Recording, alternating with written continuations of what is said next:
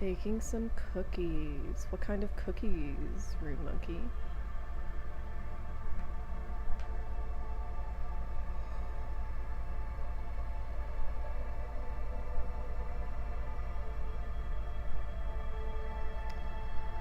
Let's see. Okay. Active on YouTube but not on Twitch. What's going on? Whoops. There we go.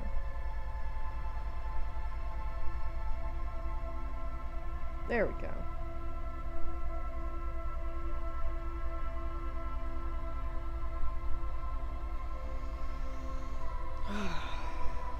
Man, what a day. What a life. Basic chocolate chip name. Nothing wrong with that. I could fuck up a chocolate chip cookie right now.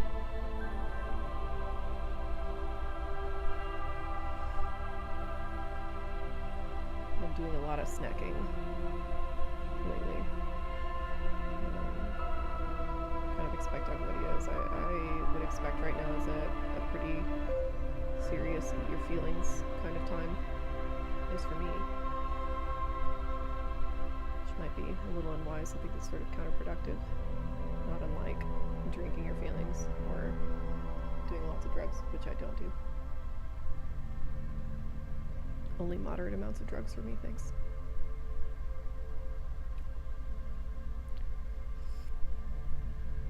No disco hall panic. Man, I'm trying not to panic. One of my best friends lives in Kiev, and you know, every time I complain about the state of things here, she's like, "Oh, you sweet thing, you'll learn."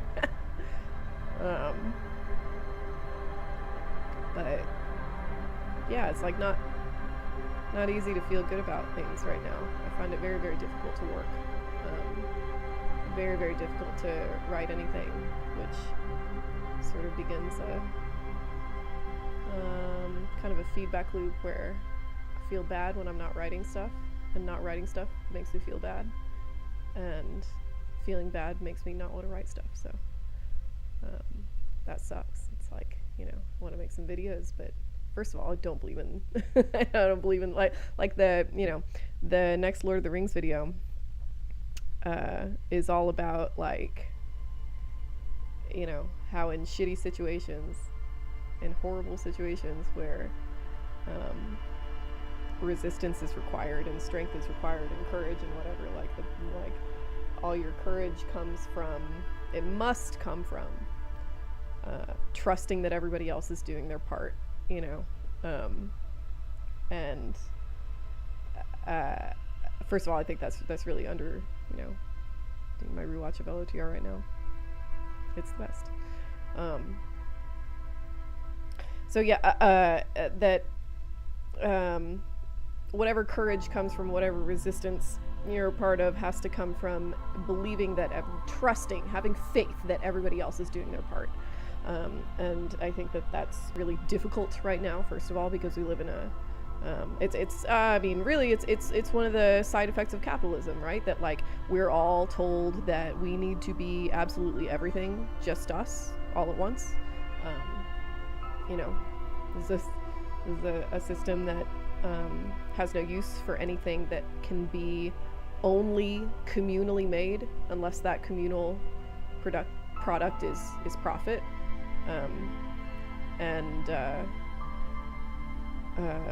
So it's really difficult to sort of intuit any kind of, you know, single job that is just yours to do. But then also, like, I don't trust everybody else to do what they're supposed to do, and I do feel like I should be doing more than I am, instead of focusing on what I would normally, which is research and and art, which seems just so profoundly unimportant right now. And like that sucks to feel, because I don't believe it, you know? I don't think art is ever unimportant. But it's really, really difficult to sit down and think about horror movies right now. it's easy to sit down and think about horror, but it's very difficult to do my job right now. And it seems like, you know, just so much complaining too, because my position is fairly cushy, you know? Yeah. What a time. I really, I don't know, I'll probably have to take a couple days and just like go sit on my porch and stare at the stars and see if they have any advice for me. Have you ever cried making a video? I tear up every single time I talk about that Bluey episode that I talk about in the Babadook video, where the end is, you know, she spends, Bluey the dog spends the entire episode making friends with another foreign dog, a French dog, on vacation, and then they leave before she can say goodbye, and then it's like, I'm already getting emotional about it. And the last scene is a flash forward where Bluey is like a teenager, and the French dog arrives and says hello, and oh my god. So yeah, I teared up with that. Last Contour video really reflected my doomerism about people's ability to think critically. Yeah, it was a good video. I watched it the other day. It was solid. Yeah, there is something special about this time period, specifically, that I think is really gonna shift the way we think about political philosophy, especially in a post end of history type era. I'm sure you're all familiar with Francis Fukuyama, at least you know, by name, and the idea of the end of history. Francis Fukuyama, I think in either the late 80s, it must have been the mid 90s. That, in fact, I'm gonna look it up. So Francis Fukuyama is writing in the in the late 90s, and says that after the fall of the Berlin Wall, 1992, okay. After the fall of the Berlin Wall, we've reached, oh shit, fuck. Oh, okay, I'm back. It's cool. It's fine. So Francis Fukuyama is writing in 1992, and he says that after the fall of the Berlin Wall, the end of history, and the you know, supposed end of the Cold War. I don't think this scholars disagree upon when the Cold War ended or whether it actually even did now, but he says that the end of the Cold War marked the end of history. That you know, liberal democracies are now the defining, like basically the only option of how you can structure a government. And the rest of human existence is basically going to be structured with the assumption of liberal democracy as the goal. And it's just going to be a matter of fine-tuning that. It's an extremely neoliberal kind of suggestion he's making there. And like, I don't know, I mean, like, I will be fair to Dr. Fukuyama and say that I think people are very willing to take that idea of his to its logical extreme, which it deserves to some degree, but I think he was, you know, he was exaggerating a little bit by calling it the end of history, but that was very much the idea that like everybody could take for granted that that liberal democracy was going to define the rest of human society forever and ever. And it's bonkers. It's crazy that has been so completely demolished as an assumption within 30 years of him saying that. That's crazy, you know? So like I've been thinking the past few days about it. I mean,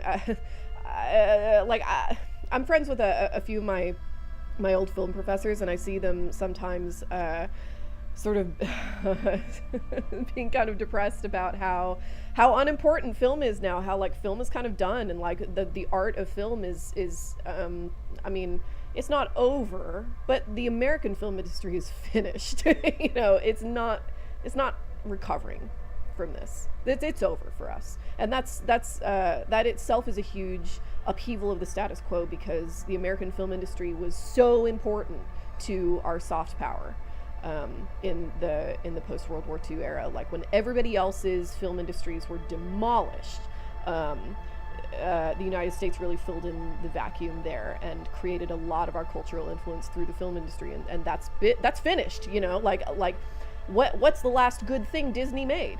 All they can do is like chicken shit recreations of just like frame by frame bullshit of, you know, hits from the past. It's like the last original thing I guess you could say they made was Moana.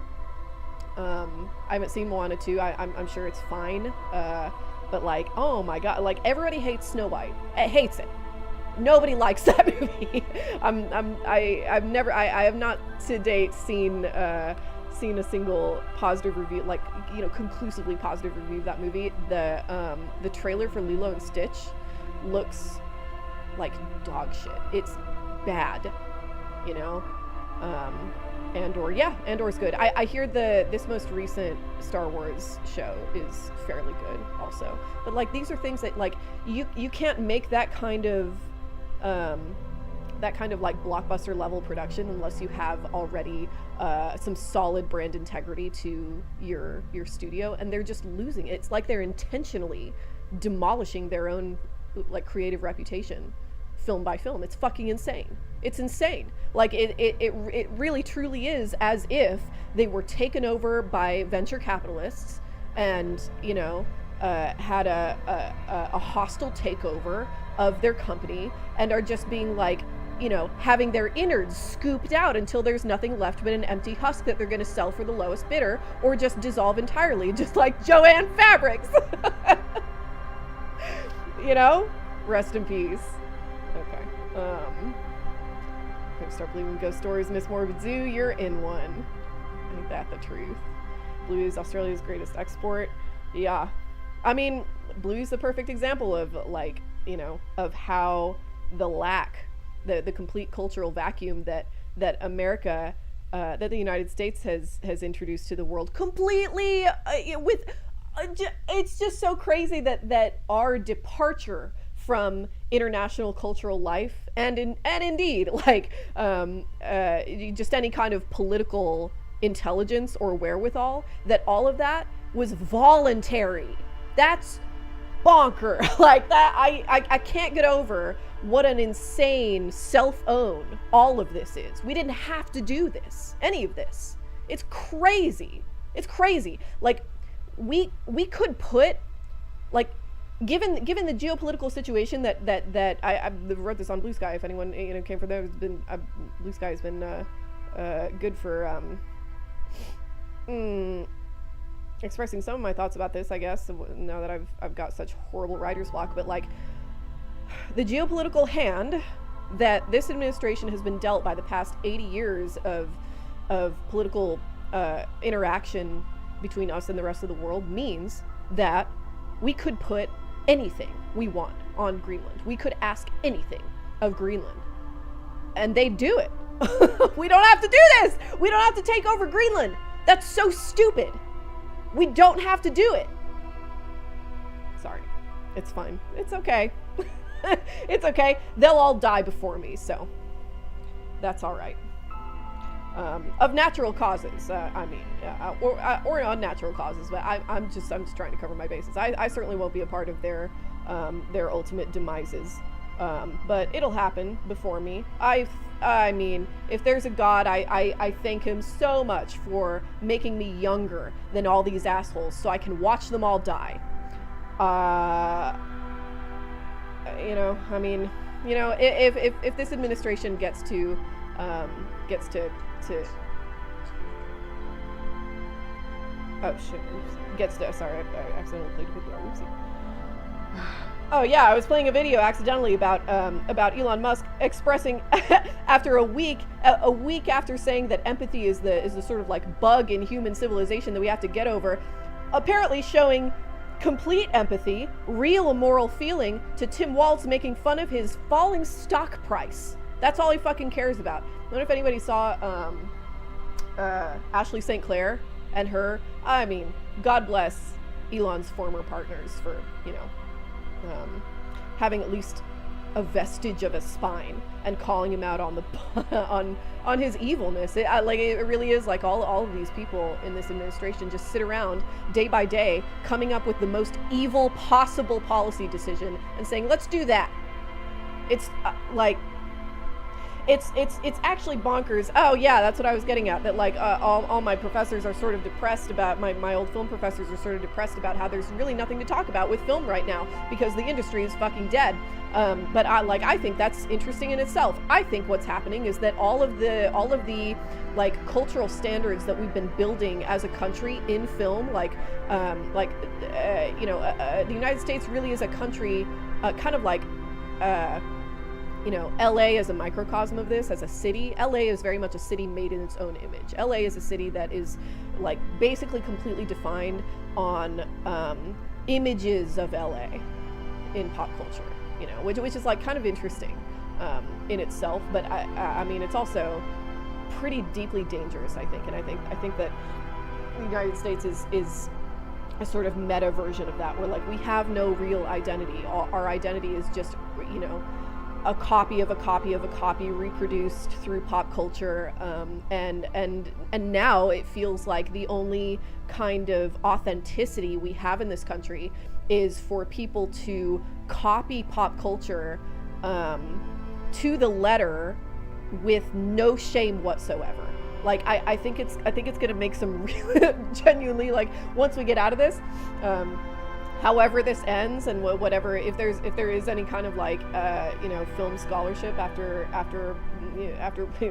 this stops and we rebuild whatever there is to rebuild after this, like, it's gonna make super interesting film scholarship articles to analyze the way that these motherfuckers are, like, self-consciously copying pop culture. The way that they just like completely uncritically take the aesthetic of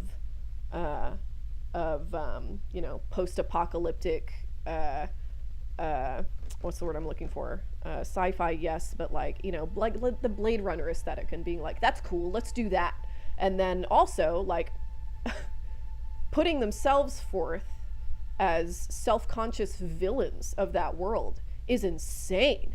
Like, that's super weird. It's almost as if like the argument that they're making in their stupid little heads, because they don't know anything, they don't like, they're not educated, they're not curious, and they take no interest in the world as it actually is, and they're only interested in aesthetics. It's as if they think that critical thought and critical analysis of pop culture is to take the image that already exists, and then reality is just the opposite of whatever the image is. So like that I feel like that didn't make sense. So what I mean is, like, if the bad guy, right, if the bad guy in any kind of cyberpunk reality is the CEO of that world, well, then that must mean that in real life the CEO of the world is actually the good guy, and that's critical analysis. That's how you interpret that. That's how you insist that whatever you're watching, that's how you differentiate yourself from the pop culture image, is by simply saying, yes, this is how I look, but this is real life, so I'm actually the good guy. It's insane. It's like, okay, it's crazy. All right. I haven't seen Elemental yet. Yeah, sucks that it didn't do well. That's the thing. Poor Elemental. That was like really the last attempt of Pixar to do anything creative and of worth, and because it didn't make any money, it's like Pixar could never do anything interesting again. Fucking sucks. Oh my god, I hate it. Super excited about tonight. What are your thoughts about the Daily Wire possible bankruptcy? Yeah. Is it? No, it's not. It's, yeah, Boring. Jeremy Boring, right? No. Who left? Who left in apparent disgrace because nobody will say anything about it? No, Jeremy Boring is the other fucker. Oh yeah, no, it is Jeremy Boring who left. And we still don't know why, I guess? Let's see. Yeah, I mean, it sounds to me like, no, still no news. It seems like they're keeping that pretty under wraps. It sounds to me like either they've had, serious financial issues for a long time and have just been covering it up and hoping that whatever investments they make, pay out in the near future enough that they can, sustain their own reputation and sustain their own day-to-day operations until the finances catch up, or like Jeremy Boring, I don't know, like had a scandal or something. Like, who would be surprised? But it is interesting to me. Like, it seems to me like the Daily Wire has kind of been on its way out for a long time. If it is the case that their financial situation has just not been able to keep up, like, it wouldn't terribly surprise me. It would just be kind of a confirmation of what I sort of already expected, which is that the Daily Wire is way too... okay. The Daily Wire is way too conservative for a movement that is not conservative at all. That is extremist. That is, that is fascist. The Daily Wire is brain dead and a very sort of like old, dusty, stodgy kind of conservatism, and that's just not going to fly in this era where the entire point is to tear everything down. The point is not to conserve anything. And also Ben Shapiro is a Jew, so they're not going to like that very much. And it's 1000% his fault that he's been running defense for them when he knew that this was fundamentally an anti-Semitic movement at its core.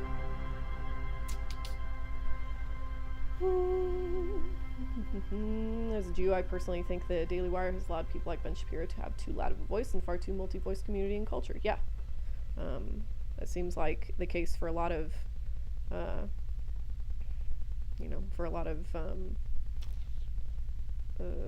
what's the word? Like advocacy organizations, Jewish advocacy organizations. Fucking sucks. Everything about everything that's happening right now fucking sucks. The way that it's so blatant and so inelegant, the way that they're propping everybody up to go at each other's throats.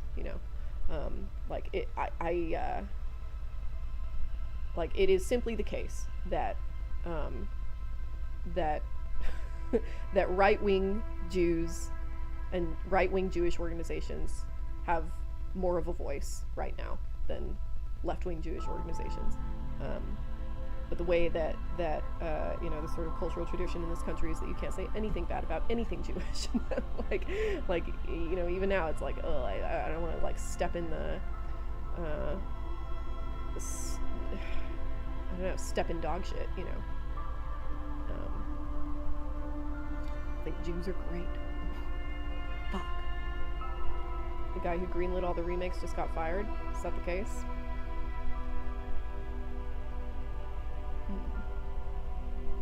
I didn't know that. I'll have to look it up.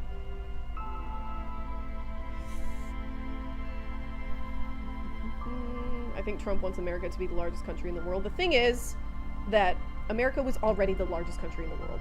That's what I'm saying. Like, not in land holdings, although the United States is a massive country. The United States is not a small place in area. Like, I think we crack the top 10 at least. Let's see, biggest countries by area.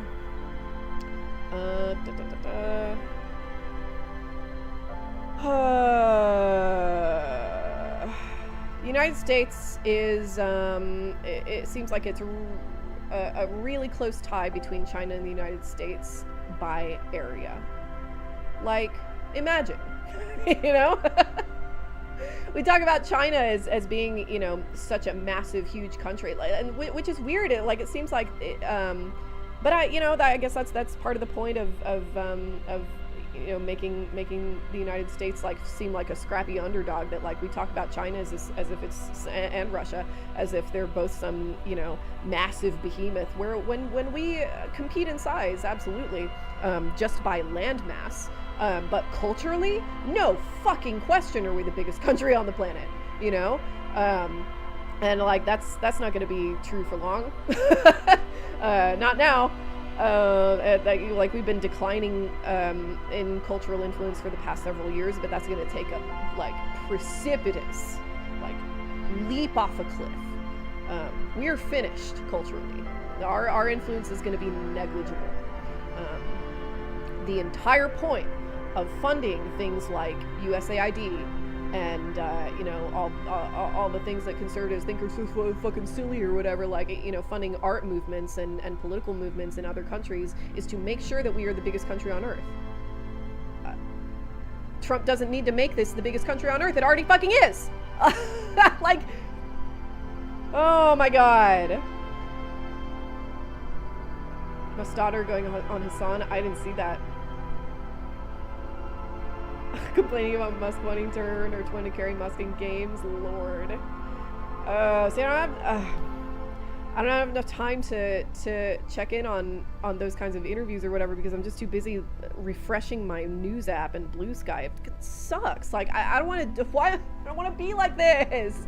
I want to like sit and do the work that I like and continue on research. I haven't done any, done like a couple interviews in the past few weeks, but I haven't done any substantive research. And like this sucks. It's just one more vector of dominance and violence that they're just like robbing everybody of their attention, of their time, that like you have to sit around watching this fucking, low rent reality TV show happening on every single screen you have, because it's like necessary to your safety and the people that you love, instead of doing the things that you want to do. And that's the entire, God, it's just such a, and they have everybody hostage. I hate, oh my god, I'm sorry.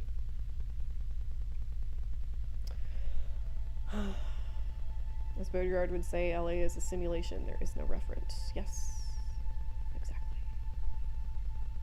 exactly. You make me think about Anti-Oedipus. Yeah. Good shit, Anti-Oedipus. What's the second Anti-Oedipus book? Deleuze and Guattari. A thousand plateaus, right? That's a good one. Yeah, that's definitely what it's called. Let me make sure. Thousand plateaus. Yeah, rhizomatic communication. They predicted a lot of the sort of dynamic of what's happening now. Super good, super good shit. A Thousand Plateaus is a lot of fun, but you either need to be you either need to be stone cold sober or on so many drugs to get anything out of that book. It requires your full attention, because it's like written in the same kind of communication dynamic that they're proposing defines the rest of the woods. It's super interesting. Part of me believes that violence will soon become the only thing these CEOs understand. Yeah? You think so? You fed? Trying to get me to agree with you? I don't think you're a fed. But I will still be careful. The cultural vacuum sounds so odd of a concept. Could it be a long slump that's just waiting for a wildly unexpected, authentic, and creative movie like The Babadook or Get Out to break the status quo? No. Mm-mm. Nope. Sorry. Yeah, that's just not going to happen that way. We don't have, because the problem with the kind of cultural vacuum that we're in right now is that it's, it's vacuous. It swallows everything. Like that's like, I mean vacuum in its most sort of core sense. Like it's a void.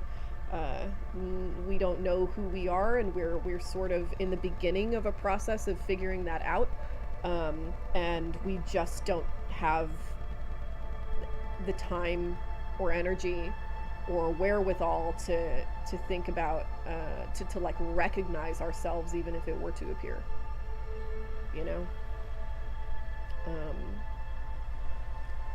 like The Babadook and Get Out were movies that still came out within a functional culture and a functional industry, and doesn't exist anymore. The only interesting things that are coming out of the movie industry are independent, and because of the nature of the industry right now, independent movies don't really make it.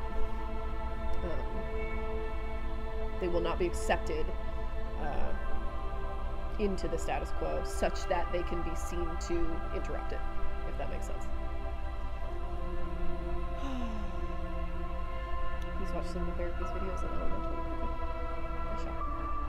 He spent all the money on his fantasy TV show. Yes! Was it Camelot he was making? Yeah. That's part of it. I kind of want to make a Trump is not a fascist part 3 video. I was like writing some notes on that yesterday, and you know, like I think so tell me how this reads, okay? So if Trump is not a fascist, what is he? I think what he is an executive producer. He's a reality TV producer. That's it. You know, reality TV producers are not fascist. They're capitalist. They're a specific kind of predator that, and of course, like whatever. Not all reality TV producers, I guess. It's not a position that requires fascism, but it is a position that requires a certain amount of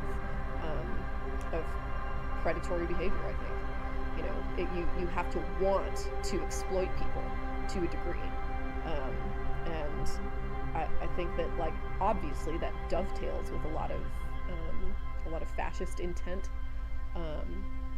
and there's a significant crossover in the Venn diagram between the two, you know, but they're not the same thing. He's just a reality TV producer. The way this entire administration oh my god, it's only been 2 months. The way this administration has been behaving in the past 2 months, seems to me like it matters, and the lack of interest he seems to take in any kind of political facts, or, you know, like that he doesn't know what signal is, that he didn't, like, he heard about the signal thing, like, live on air, and had no compunction at all about saying, oh yeah, I don't know about that. This is the first time hearing about it, you know, like everybody admits that Trump knows very, very little about the actual, like, on the ground facts of what's happening in his own administration. And it seems to me like the only thing that he's really there to do is sustain suspense, you know, which is what every single shot, every single scene, every single episode in reality TV is designed to do. It's not supposed to be good. It's supposed to be interesting. It's supposed to make you want to come back. So I think that, like, it matters much, much less to Trump whether we actually do or don't invade Greenland or Canada.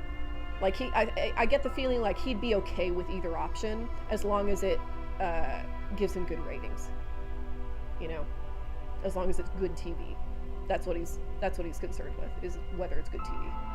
And of course, like, that's not the case for everybody in his administration. There's plenty of, like, total fascists, absolute fascists in his administration who are, like, you know, ideologically hell-bent on making everybody fucking miserable as a matter of, you know, their own fucking twisted morality or whatever, but he doesn't give a fuck. If I'm being honest, the term right-wing Jewish organization goes against every aspect of Torah. Yeah. Everything that American Christians are doing right now goes against every aspect of Christianity, as I knew it growing up, you know? Yeah, he was the CEO, Jeremy Boring, up because he was less charismatic than Ben Shapiro. Woo-wee! Yeah, less charismatic than Ben Shapiro. What a threshold to achieve. Correct. Big hugs from Canada. Oh, yeah. Hugs. You're perfectly welcome to not buy our whiskey. Do whatever you can. It really is very funny how really the only thing that Trump has achieved so far is just, like, making Europe great again, making Canada great again. like everybody's Canada and Europe are best buds now, and their stocks are up, and their defense spending is up. Like,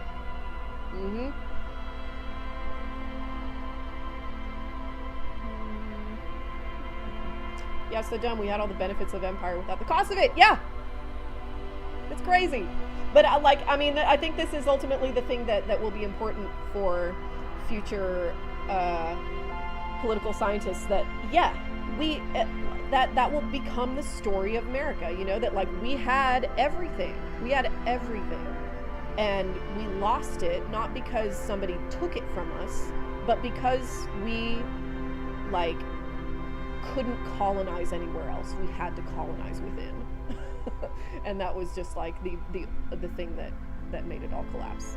You know, that we spent so much time and so much political energy and money trying to make everybody, like, there was a pretty long period of time where whether you were a Democrat or a Republican, on either side of the aisle, you knew that the best way to make everybody American, the best way to rule the world, is to make everybody want to be American, not to force them to be American. And if you're a Democrat, you typically did that with, you know, by offering opportunity as your advertisement for being American. And if you're a Republican, you offered protection, basically, as like a, you know, gangster protection. Like, if you're American, then all the shit that we do to all these other countries won't happen to you because you'll be American. You'll have all these privileges that come with that status, and that's just gone. And like, that's, yeah, it's such a crazy thing to happen. But I think that only happens if you, like, we're a very, very domesticated people, Americans. Like, we are domesticated animals. We're the pugs of the world. We have like ceased all, you know, self-preservation functions in our you know, intellectual physiology. It's just gone. Like, and we expect to be fed, and we expect to be safe and to be comfortable, and we expect that's going to come without any, you know, without any personal effort on our part. That this system is not something that we have to have an active role in sustaining. And I think that's what's going to be of interest to future political scientists, is that you can't have a democracy that's based on a consumer economy, because a consumer economy is structured entirely to convince its citizens that everything that they get happens by magic, you know.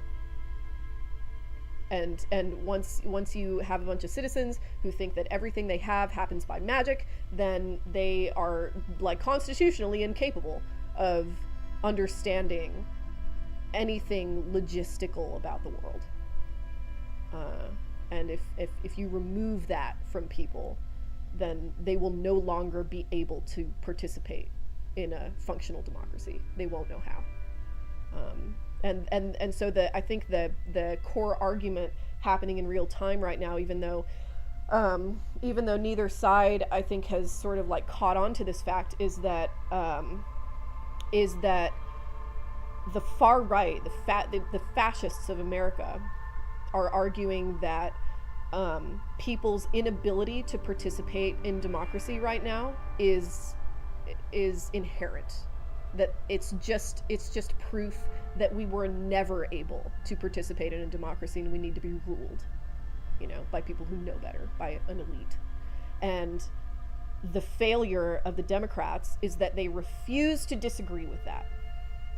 And the reason they refuse to disagree with that is because they fundamentally, it's because they sold their souls, you know, 30 years ago, when they decided that they were going to go full sail on you know, neoliberalism. Which in itself is a political philosophy that thinks there should be an elite, and that you know, money is king, and whoever makes the most money should run things, basically. Like, they have no argument, and America as a country has spent the last, you know, 100 years or so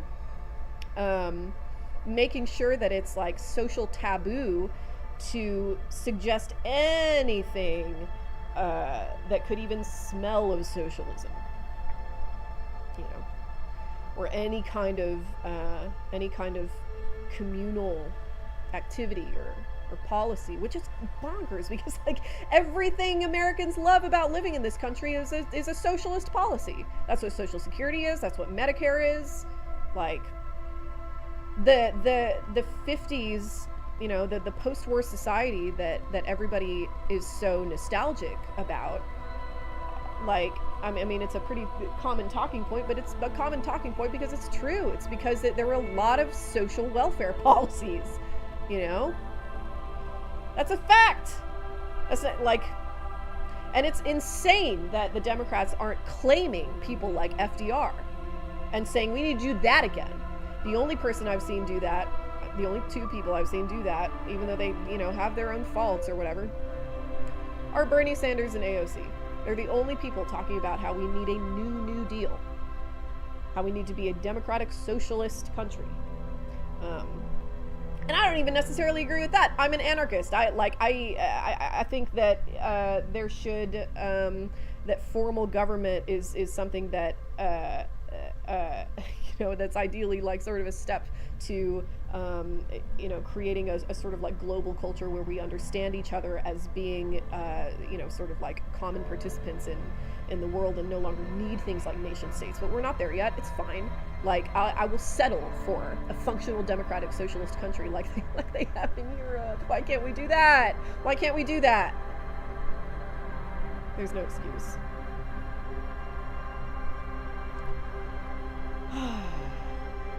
These ads are getting on my nerves. Sorry. Yeah, I'm a Twitch affiliate now, so since I've got writer's block, I gotta make a little bit of coin somehow. But I'll see if I can lessen the ads. I could do that. I don't know.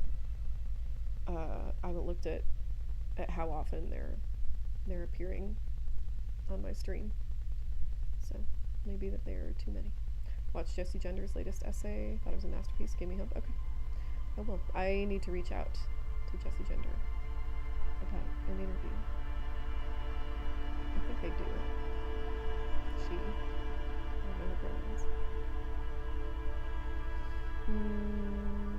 Yeah, that's Plateaus. Cultural Vacuum Point makes me love everything everywhere all at once even more. Yeah, it's a great movie. What is it about us that is consistent? What in any other universe, what would remain the same about us? It's an important question. It's always loved catching the stream, if only for a short while. You go teach an undergrad media class at Stuart Hall and Edward Said. According to new uni policies, we're not allowed to mention Palestine. Super. Isn't this country great? Isn't it awesome how many freedoms we have? It's really crazy, like how,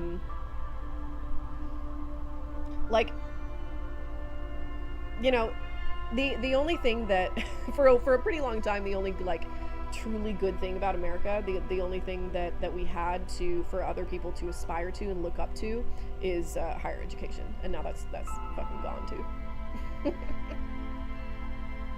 Hilarious. Like, higher education and research, world-class research came primarily from the United States for a really, really long time. Like, everybody wanted to come to American universities. Yes, also Western European universities. Also, there were, there are world-class universities everywhere, but they were really, really concentrated in the United States because we, like, for a really long time, we invested a lot in our higher education. And it's demented to not do that. I mean, it's like an unbelievable decision. In so many ways, Trump is the perfect evil to end the American empire and republic. Yeah, absolutely. And it's just so crazy how much of a caricature real life is right now. I think that's part of the reason the American film industry can't make anything that competes. We're just living it now. And lack of structure, everything seems to be a decision made on the spot. Yes, that's how you sustain, that's how you sustain suspense in reality TV. You get the most insane people possible in a room and just have them like hash it out. Just like crash a bunch of people together and see what they do. Yeah, the chaos is the benefit. It's the point. First time I'm hearing about it is classic Trumpism. Yeah.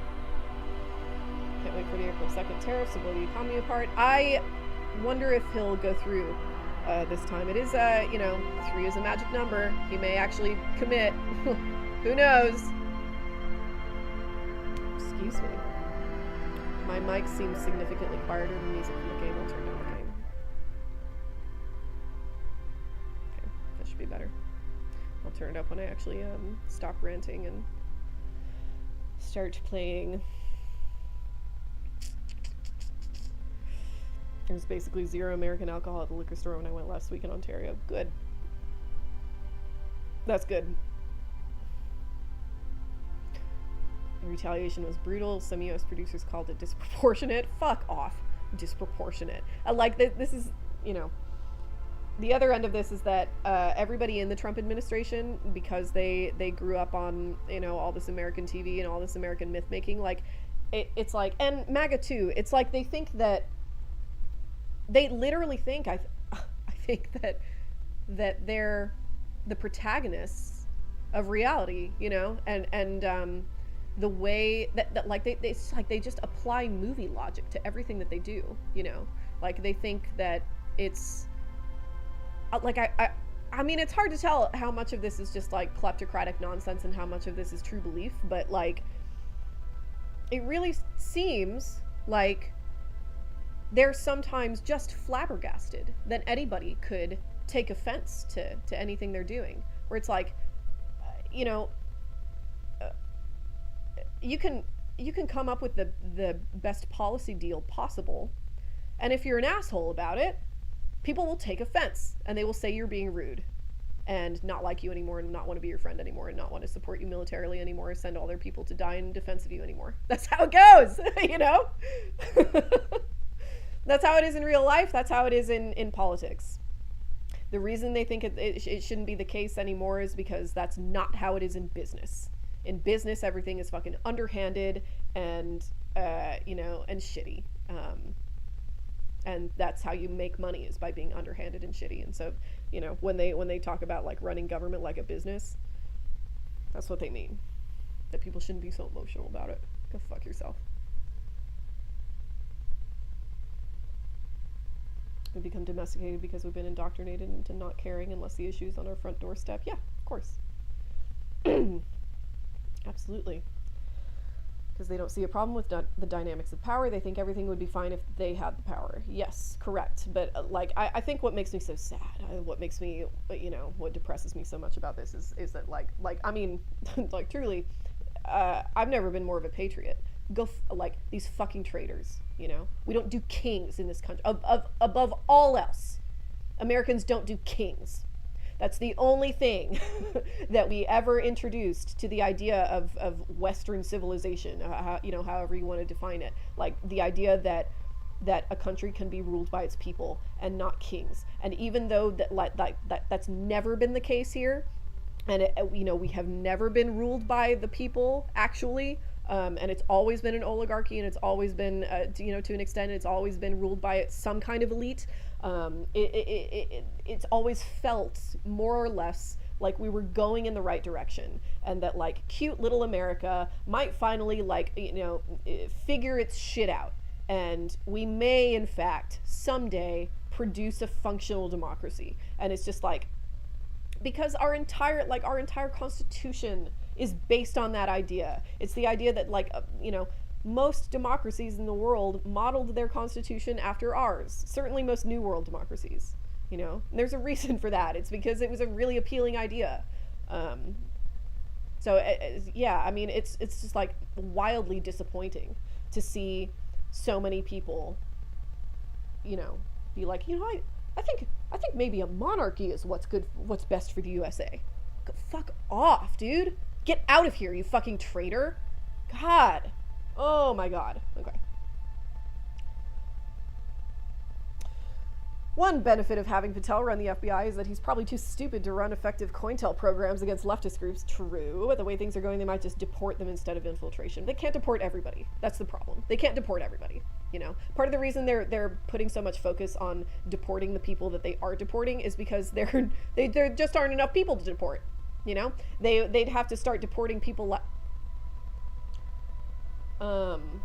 they'd have to start deporting people like my family who, you know, aren't criminals, because most immigrants are criminals, and who just work and pay taxes with no benefits whatsoever, and have families here and lives here and are intertwined with the culture of the United States. They'd have to do that, and that would look really fucking bad. Like, there's no way to spin that in a way that would look good for the administration, and there just aren't enough criminals for them to deport. That's why they're focusing on students and, you know, trying to introduce the idea through that avenue. Yeah, I mean, it's and it's like, even if they were to deport all those people and find, like spin up some excuse about it, you can't be deporting American citizens. And there's like, you can't throw every single American citizen in jail for going to Tesla protests. You just can't do it. You can't. They can try, I guess. But like, the fact is that so far this administration is deeply unpopular, especially as it especially with its economic policy. They've done a fair job of sort of laundering the immigration thing in a way that appeals to the MAGA base, but MAGA is not, I mean, some of those motherfuckers are going to be pleased whatever they do, but I mean, there's not a single economist that is willing to come out and say, yeah, I think tariffs are going to be good for us ultimately. There's just no way. There's no way. Could it be a reality check of modern American exceptionalism? 1000% it's a reality check of modern American exceptionalism. I welcome it. I'm an accelerationist at this point. I think the only way out is through.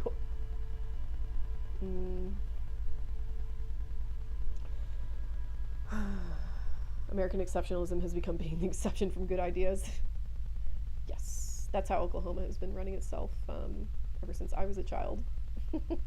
Oklahoma is where this country tries out all its worst ideas.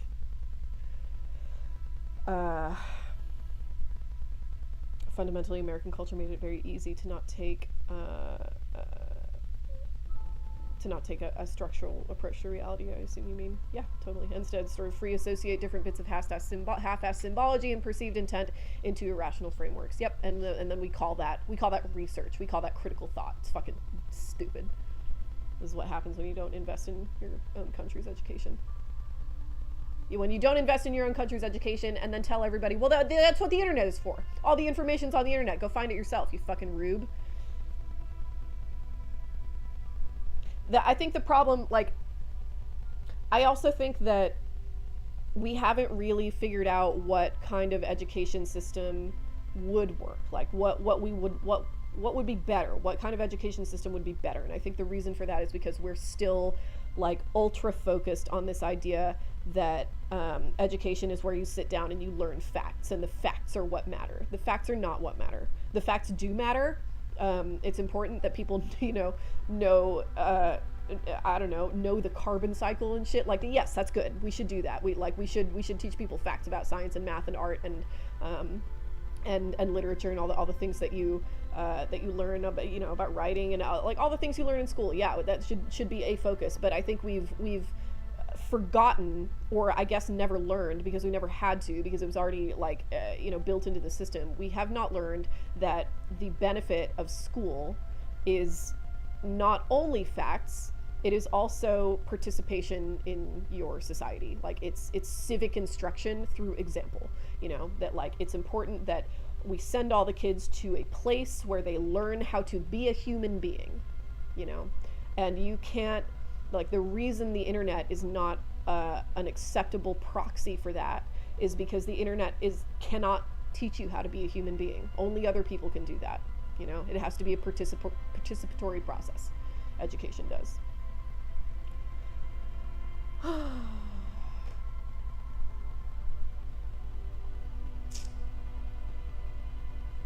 Free speech means you're not allowed to be offended by what I say. Yeah, exactly.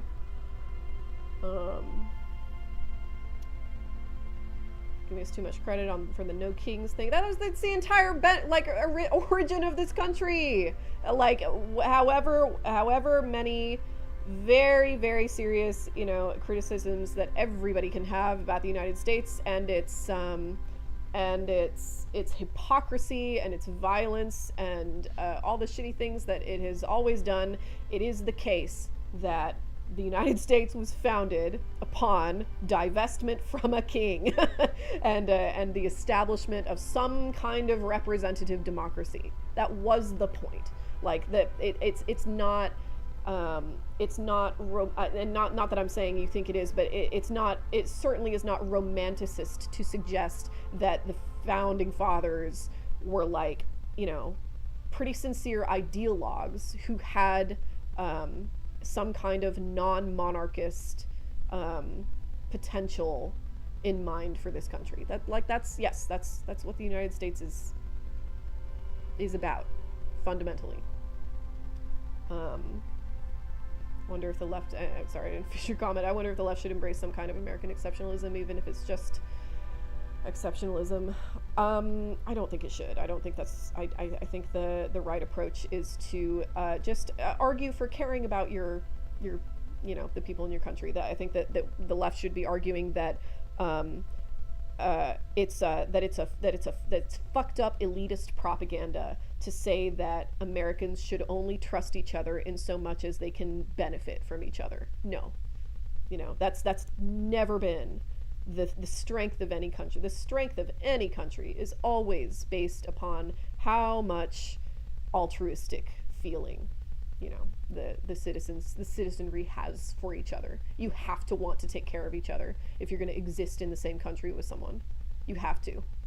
Otherwise it's going to fall apart.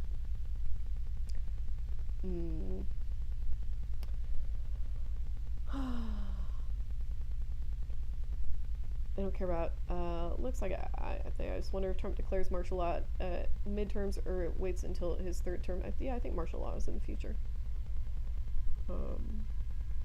Oklahoma did legalize weed, so some good ideas get through. Oklahoma legalized weed really early, but they're still like, God, fucked up state. They still only have medicinal weed. So there's a weed store on every block, and like a disturbing amount of the weed in this country is grown in Oklahoma. But you still can only get it if you have a doctor says so. It's stupid. Oh my God. St. Elon said his robots would be able to do it, raise the kids for some reason. No, you say JK, but let's see. I don't want to dox myself and show my screen here, but like, yeah, I wanted to include this in the future Trump fascist part 3 video. No, it was not. Where's the article I found? I think it was Financial Times. Elon Musk had to go, since he's in such trouble in so many ways, he had to go do a board meeting and reassure all his investors that he was that he's still a functional leader for this company and not just like a ketamine-addled husk. So he went and where is it?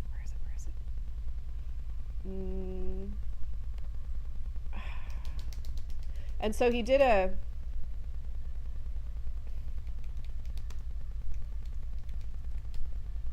this this presentation in front of his investors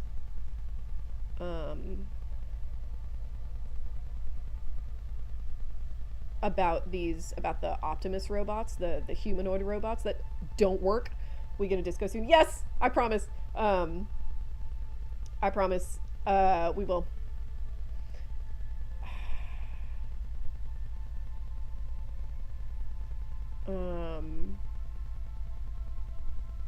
And he said in this meeting that he's going to unleash 5,000 Optimus robots in 2025. A legion of humanoid robots, because he can't get past his like ridiculous Rome fetishism.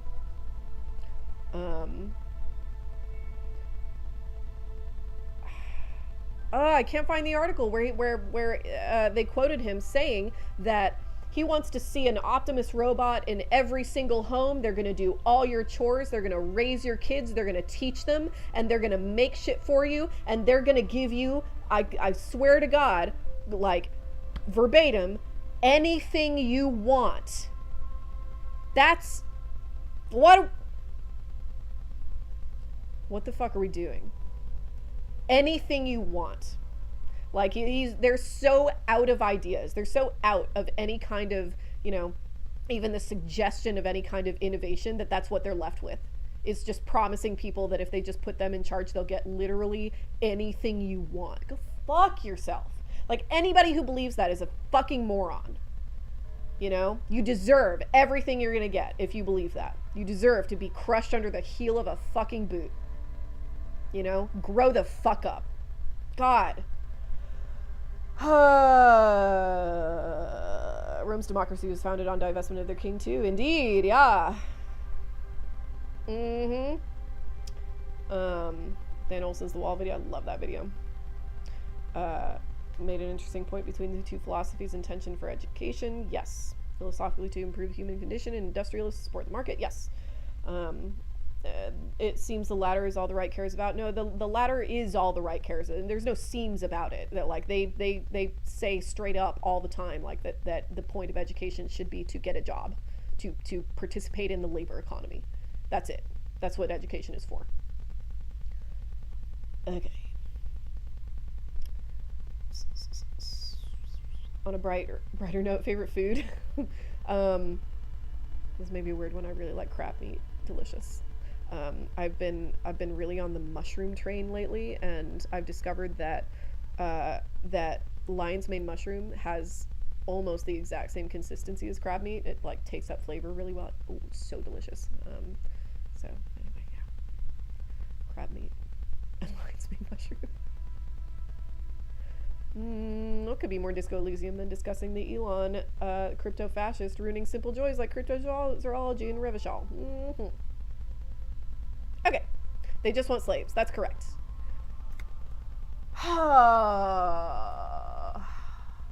That felt good. That felt good to rant about. It's not what people came here for, I don't think. Maybe, but that felt good. Let's see what we have to do today. Get yourself organized. Roam the streets, sniff out some comedy. Yeah, right. Yeah, I need to build communism. 0% of it has been built. It's all up to me. Check for bullet traces. Make Titus give up Ruby's location. Okay.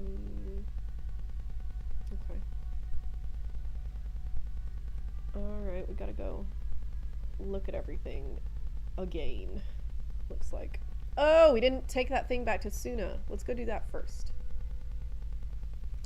And then maybe we can promise to help Suna with their project where the ravers can move in. Maybe let's set up the nightclub today. That'd be good. Oh, but it is the next day, so let's call and call the library and see if we can find anything. Inside, you of see import. a set of steering levers, a radio microphone, a pull-out toolbox, and the soft glow of the fuel preheater gauge. That's what I'm here for, but I'm weird and glad you feel better, girl. Thank you. Radio. This is Precinct 57. How may I assist you? Library. It says here that the library is open from 10 a.m. to 6 p.m. Fine. We should try again during Anything else, Detective 57? No. Over and out. Bye. In the cabin, you see a set of steering levers. Okay. Desperately grasping at the past and literally just going, yeah, humanoid bots referencing slaves. That's a great idea. Yeah, exactly. Yeah, it's crazy. It's like, you know how Curtis Yarvin's... Oh. Okay, it's fine. You know how Curtis Yarvin's thing is, he said in one of his books that we need to find what we need to do, what humanity needs to do, is find a humane alternative to genocide, right? It seems like, which is like demented. It's like a sick mind that comes up with that, and it seems like, in the same vein, Elon thinks that the point of future technological progression should be finding a humane alternative to slavery, and it's like completely missing the point and misunderstanding the fact that like slavery isn't bad because like, okay, so like slavery hurts people and that's bad, but that's not why it's bad. It's like slavery is bad because like nothing good can come of it because of the kind of person it makes the slaver into, you know? It's a fundamentally fucked up dynamic to have with anybody or anything, you know? Like it degrades the soul of anybody who participates in it, whether you're on the receiving end or the administrative end. Insane shit. Can't believe we're doing this, you know.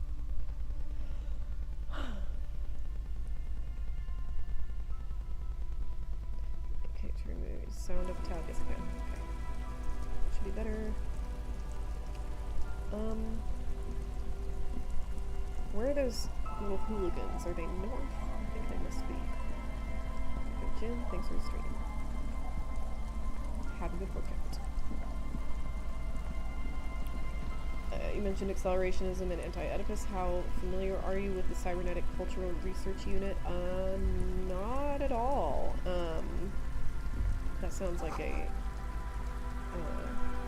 Mark Fisher spent some time in there. It's cool stuff. If you're willing to wager a lot of philosophy, road nihilism for some solid cultural analysis. It's very gothic horror vibe a lot of the time. Okay, I'm gonna take a second really quickly and go ahead and write down cybernetic culture research unit. Okay. I'm pretty allergic to any kind of philosophy bro stuff, which probably accounts for my not having encountered that or pursued it if I did encounter it at some point. But I do like Mark Fisher. I have a lot of respect and sorrow for him. Rest in peace. Hello again. Okay, no more options. We should consider the economic good sides of slavery, said the monster confidently. Yeah.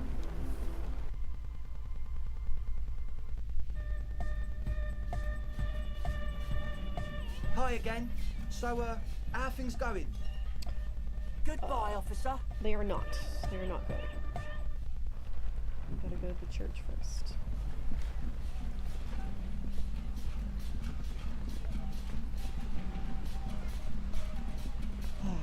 Focus.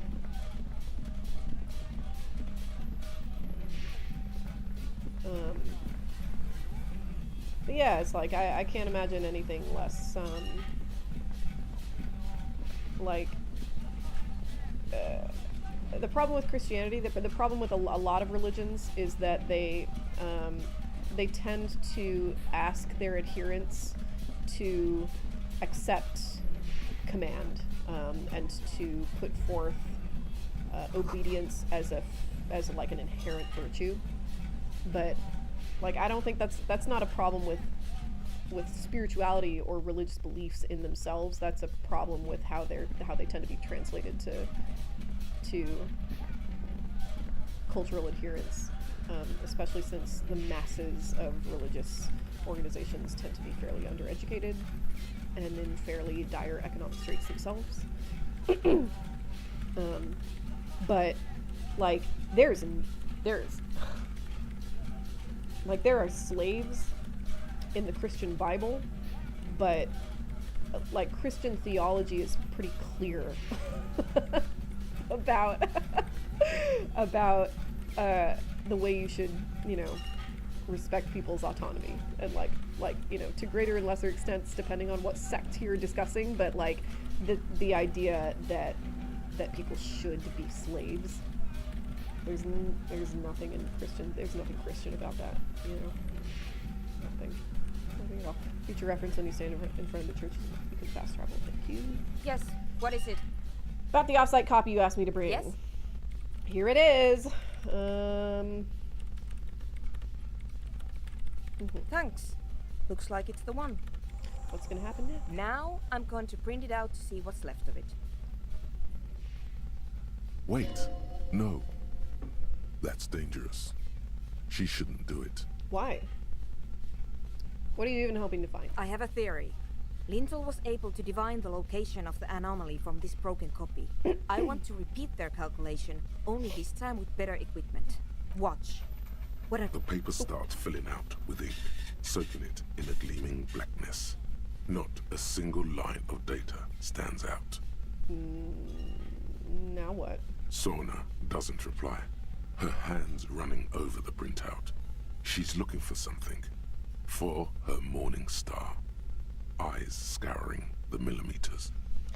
Not a defense of slavery. You're saying it was good or necessary, but there were a lot of different kinds of slavery over the ages, and chattel slavery was one of the worst kinds. There is a theory running around that I find fairly compelling.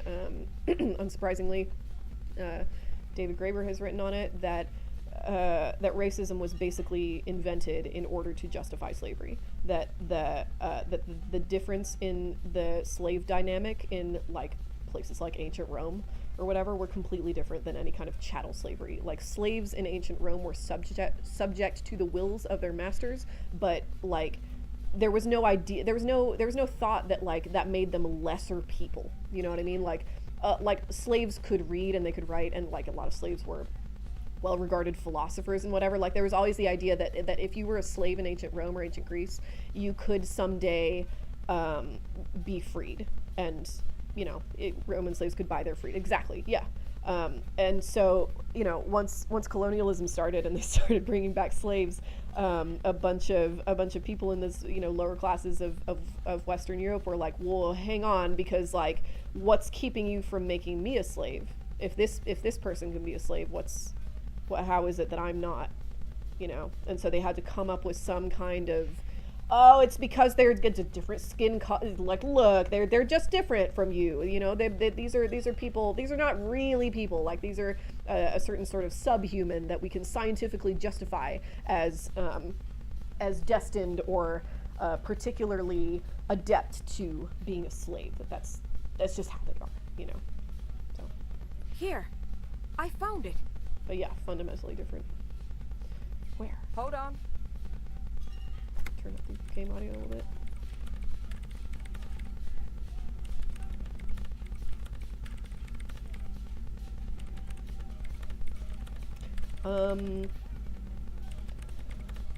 Can I...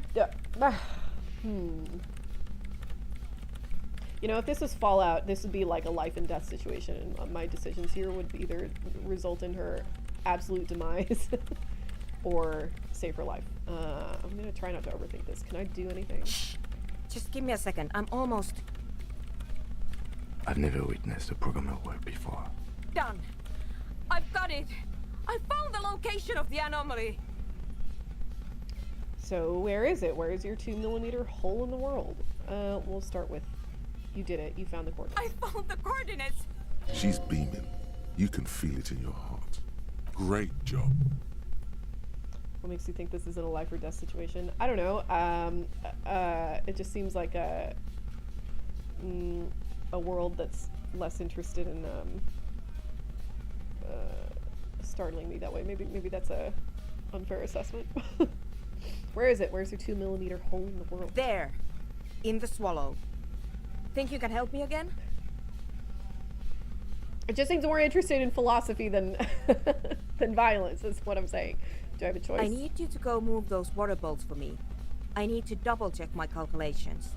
Just Okay. walk over to the circle and follow my instructions. Move the third bolt 2 centimeters to the left, and the fourth bolt 5 centimeters to the right. This should do the trick. I'm an American. What's a centimeter? Thanks. Okay.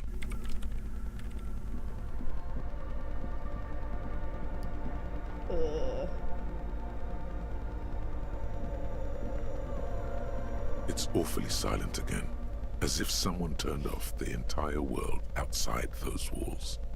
Water inside the bowls stands still. Measurements have been marked down around the bowls, each chalk-drawn line representing a centimeter on the floor. Move the third bowl from the left 2 centimeters away. It moves like a ghost without creating a single trace of sound. Move the fourth bowl from the left 5 centimeters to the right. Some water spills out of the bowl, wetting the floor. The lead programmer sends you an encouraging thumbs up from across the hall. It's 1/10 of a standard hot dog length. You have no idea how helpful that is. I wish I was kidding, but that's gonna be that's the standard that, that I'm gonna imagine millimeters in, or centimeters in from now on. Thank you so much.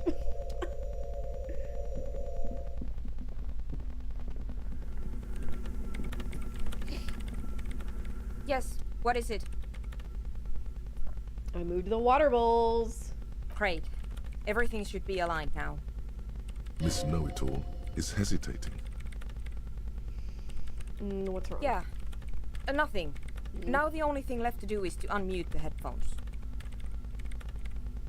If we got the location right, we should then be able to hear whatever sound this anomaly makes. Things Americans will use instead of even acknowledging the metric system. Yep. The truck was 1 1/3 hippopotamuses long. Why did you have headphones on mute in the first place? Honestly, I'm a little scared. Okay. Isn't it just going to be silence and nothing else? I don't know. That's what I'm scared of. I don't know. It could be anything. I mean, what sound does the nothing make? How can you even listen to something that doesn't exist? What if silence is only what surrounds it, but the swallow itself is... What? I don't know. I'm just scared. Maybe it's going to be something terrifying. Maybe it's going to tear the world apart. Like that evil ink that filled the printout, erasing coherence and meaning. You're right. We should be cautious. We don't know what we're dealing with here. Maybe. Maybe I'm just tired.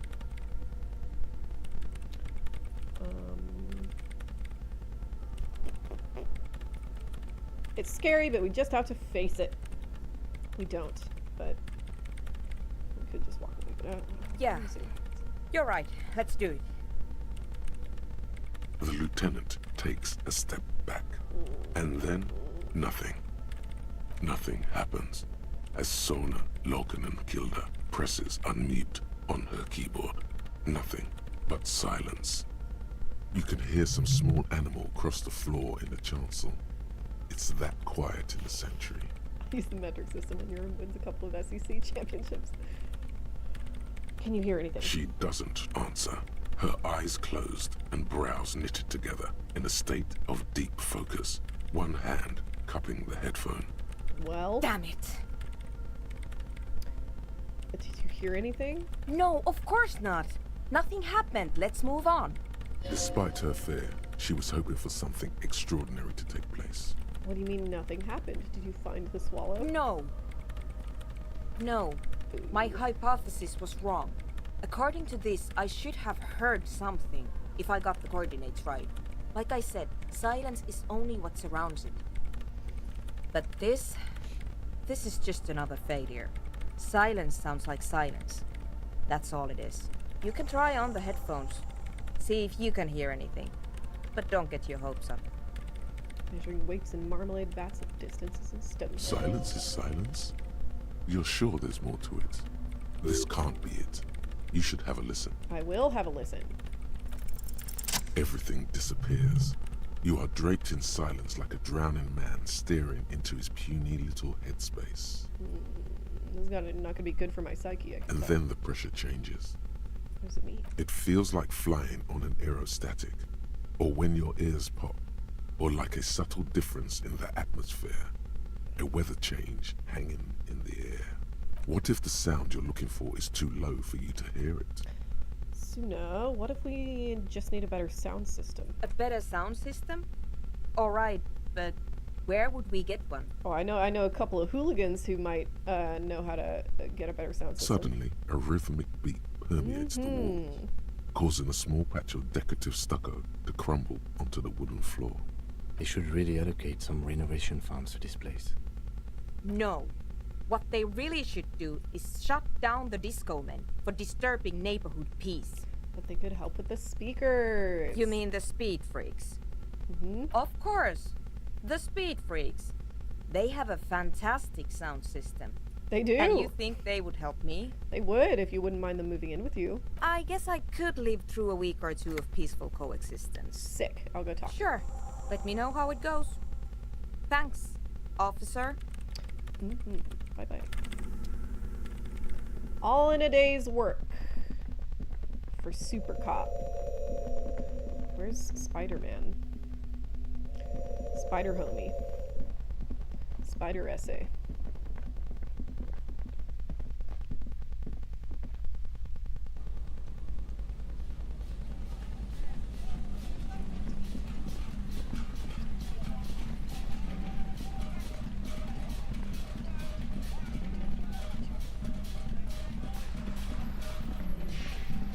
Anarchist music speakers to find a hole in the world. Hardcore. Hardcore! Hi again. So, how things going? There are no options here. I'm here to talk about the church. Yes? What's the deal? Good news! I managed to convince Suna. She's okay with you guys moving in, but on one condition. She needs your speakers for her project. We are grateful, Copman. You're an augury of a new era of anodic dance music. You're gonna have to share space for a couple weeks until she gets her research finished. That's fine. We can manage. 2.4 centimeters is what I've already. My American intellect has already stopped reading that question. I can't. No. And you're still sure about keeping our little side business, right? You mean the illegal drug lab? There will be no shady shenanigans in this church. Only love and anodic dance music. Fine. We can make do. It's going to take us a bit to move our stuff inside. A couple of hours, maybe. Come check back later. Let's get moving. A centimeter is like 3/8 of an inch. Fuck off. No, I'm not committing that to memory. 1/10 of a hot dog. Now there's a good measurement. The only reason I know is because of the joys of hardware. Yeah, I'm sure you're great with measurements. Wish you were here smaller. I've got a bunch of shit I need to build in this place. In fact, I need to go do a hardware store run tomorrow before all the tariffs kick in.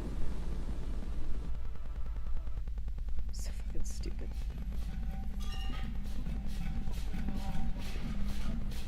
Okay.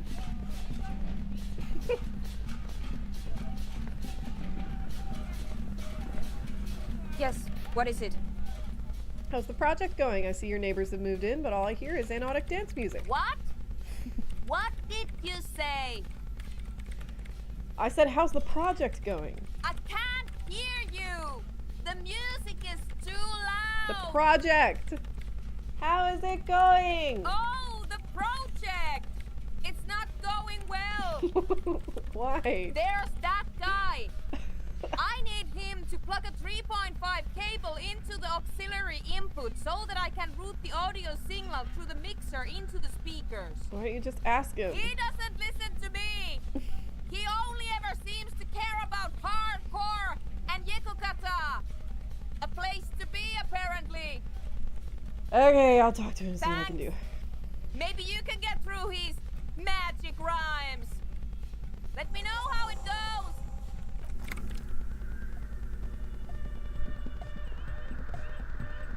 A young man with peroxide blonde hair stands behind a mixer deck, nodding along to the music. He looks at you with a knowing smile and says, as though you're supposed to be sharing some tremendous evangelical secret, Hardcore! It's hardcore! I don't know what to say to that. Skibbity, skibberdanger. I am the rearranger. could there have been a right way out of this garden of forking paths, you think?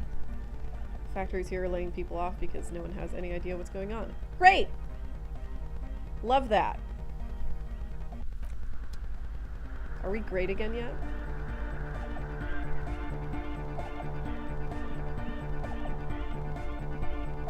Is trade fair yet? Yeah, it's all set up, man. Can you already imagine 1,000 people in here? 10,000!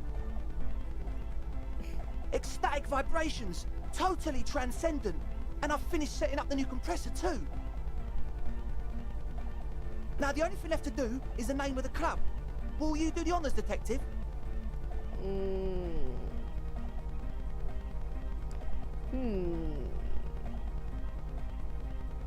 don't care about any of their opinions. They'll all come up with stupid ideas. Kim, how would you name the club? I trust Kim. I wouldn't. I wouldn't build a club, and I wouldn't name it either. Okay, he was maybe... An underground maybe place the with wrong no place. name? Sounds like something the Crabman would say. We're not going with anything the Crabman would say. No, the Crabman should name it. Why not? The Crabman has ideas, Estelle. Uh-huh. Ideas from another level of Yeah. consciousness. I don't care. I don't like the Crabman, and I don't like his ideas. His ideas are spooky. It's a spooky Next, place! Come on! Fine, so what would you suggest? How about something simple? Like the club? No. Too modern and too ironic. We don't want ironic. We want real. Real and true and beautiful. Like a morning after the rave. There is no morning after the rave. There's only a late evening after the rave. Everybody knows that. I think I've come up with a name. You have? Well, what's the name? Oh. Ooh. These are both good. No, just go Elysium. It's gotta be. Like that DeLorean word for the world, you mean? Elysium. Mm-hmm. But Disco Elysium? Isn't it wacky? Disco's kind of gone, isn't it? Forgot. The past is the future, but the future is dead. No, it's beautiful. Beautiful and brave. Like we want it to be. And short. And memorable. That's the name of the game. Ah, yes. It's settled then. Everyone welcome to Disco Elysium. Hell yeah. Andre breaks into frenzied dance-like motion to celebrate the name. Someone turns up the beat. What are you doing, Andre? I'm dancing. Oh. That soft core gyrating is supposed to be dancing. We should talk about it. We should talk about your so-called dancing. Yes, my man. Talk? What is there to talk about if you can express yourself with moves? Fair. Oh, oops. I fear this will have to be our safe scum for the day. No words, just dance. Early scum. Yeah, I suppose we can do it. Goodbye, officer. Who cares? You know? Nothing means anything.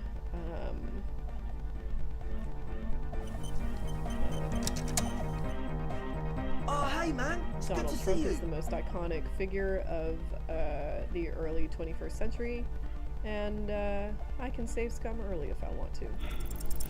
You close your eyes and Yikes. dream of the shapes your body should form to bring this strange music into life. For now, such ferocity of motion is beyond you. But just imagine the moves you could pull to this futuristic beat. Okay, we'll just go ahead and try that again. See if you can put it on some of our fair gear. Good point.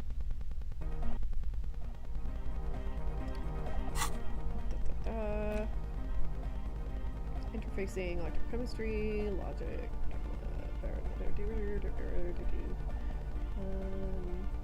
There we go. Oh, minus one signal fair. Okay. It's gonna be the pants alone. Looks like maybe the t-shirt. Nope. Conceptualization, half-light, encyclopedia. Okay. Well, that'll help a little bit. Oh wait, that's minus one. Was it meant to be? What other pants was I wearing? Was it these? No. That's got to be the ones I have on, right?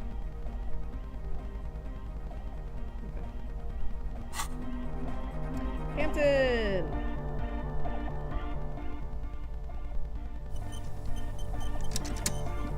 Okay, let's try. Oh, hey, man. It's good to see you. You close your eyes and Okay.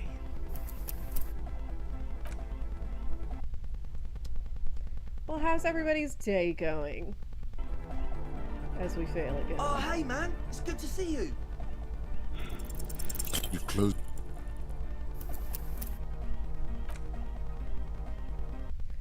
Finally a sub. Hooray! Yippee! Oh, hey, man. It's good to see you. Thank you. My day was horrible? Oh no. I'm sorry. Fuck. You close your eyes and dream of the I hate that for you.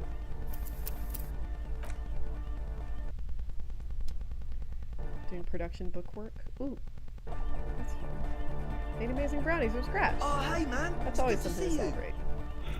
Got a job after being unemployed for a year. Dream of Yes! the shapes your body should Well form done. to bring this strange music into Please come life. back to the check later. But just imagine the Goodbye, Fine. officer. I will. I will come back to the check later. And that'll be our check for the day.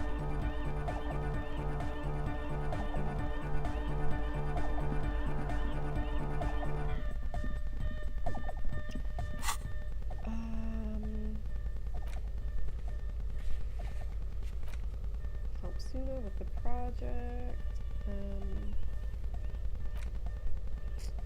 Should review jackets. I guess we could actually do solve the egghead puzzle. There has to be some way to talk to this person. Just haven't found it yet. It's definitely not about signs. What if you just try again? Find your way out of this maze of things to say. Let's go talk to him. Try to talk to him one more time. And see what happens. And then after that, we'll just go do, maze door. The young man behind the mixer deck acknowledges your return. When he looks at you, he squints as though you were the setting sun. This is hardcore. Hardcore! Hardcore to the mega. Say nothing. Internally coherent. I was wondering if you knew who killed the mercenary behind the Whirling and Rags hostel. Good morning, yeah. 1, 2, 3. Yeko Kata, the place to be. You said that before. Why is this Yeko Kata the place to be? What does that mean? Yeko Kata is a hardcore place. Yeko Kata is an abbreviation from the Gradian term. Why did I get money? Zone of Ecological Catastrophe. Nice. An agricultural mega-project in the extreme southeast of the Gradian Isola. It involved cutting-edge approaches to irrigation and a completely new type of fertilizer. Hardcore. An intricate system of irrigation networks pockmarking the earth, intermittent seas of phosphorus mud, ripped tarpaulin fluttering in the wind. A pair of molten rubber boots also comes to mind.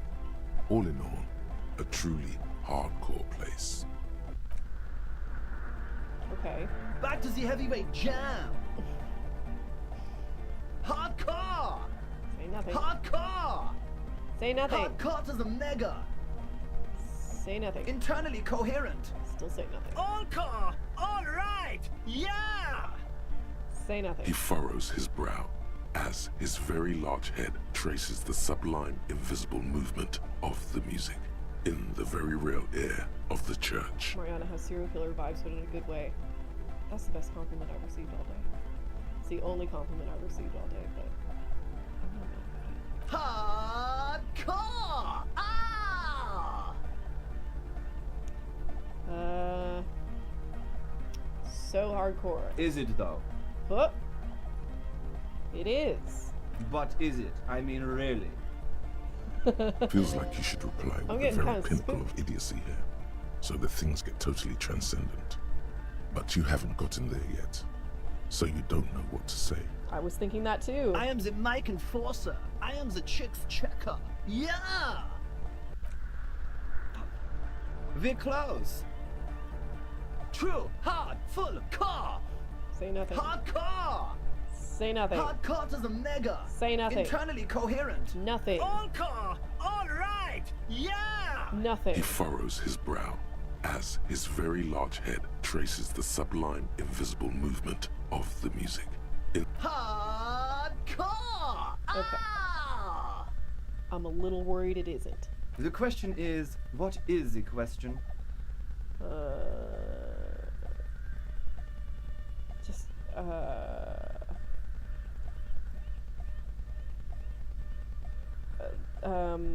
just answer the question. But there was no question. Fuck. We're close.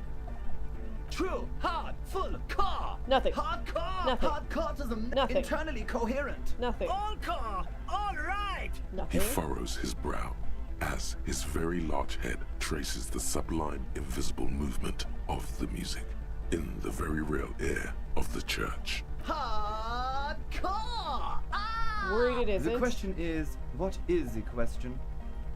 It would have been good if I had asked you a question, but I didn't. Now it's just idiotic. But there was a question? We're close. True, hard, hardcore! Hardcore to internally coherent.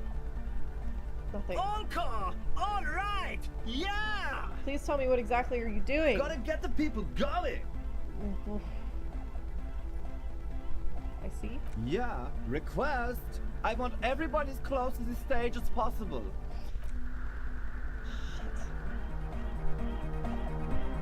We're close. True, hard, full, hardcore, Nothing. hardcore, Nothing. internally coherent. Nothing. All car. All right. He Nothing. furrows his Hard. Worried it The isn't. question is, what is the question? Just answer the question. But there was no question. Fuck!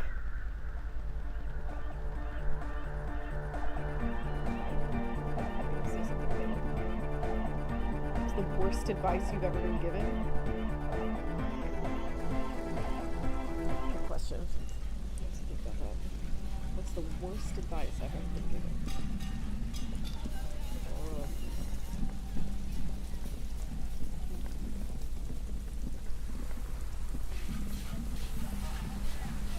Interesting. Nothing comes to mind.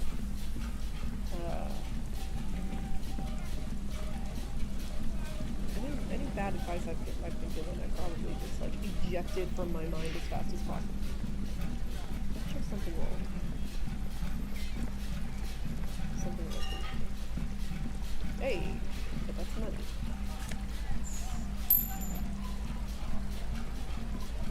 I'm so close to cracking it. What was I supposed to do? I've run out of options.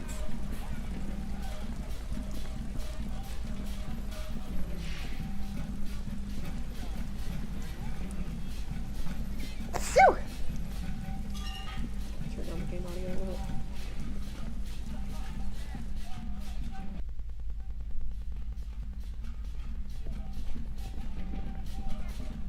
Thank you.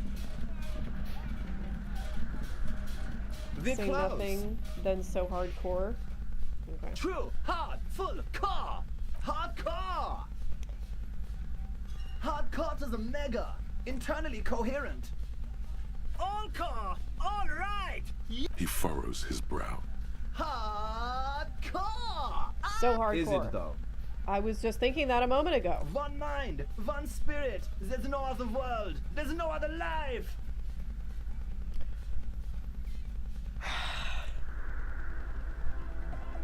Don't lying to me. Yeah, boy, Cthulhu is misleading me. Bookshelf going on methodically. Yeah, unfortunately, we were building another like custom bookshelf in the living room, which is behind this room, and it's along the same wall, and there's a pretty serious sag in the floor under the bookshelf, so I'm gonna have to swap my desk and that shelf sometime in the next couple weeks.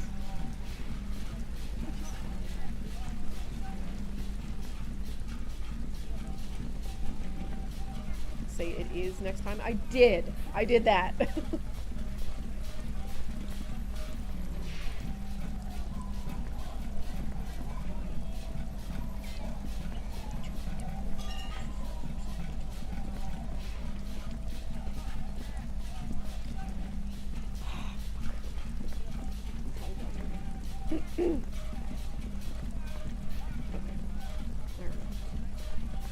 Where's Tommy? Tommy is on top of Ingmar's box.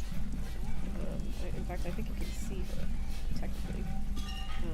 Ingmar's box is in the lower, like far lower right-hand corner of my frame here. It's like a clear plastic box, and she's sitting on top of it. She might be like just barely out of frame. Oop. There she is.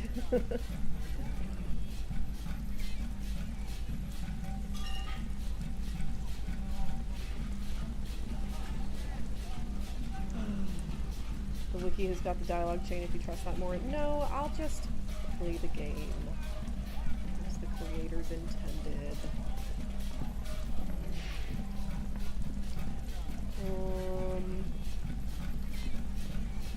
Is it this one? Yes.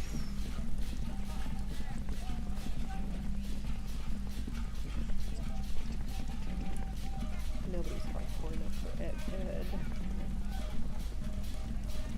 Okay, let's go do some more investigating. Police work. Wait till 10 a.m. till the library opens. Let's make some time pass. Hi. It's you again. What is it?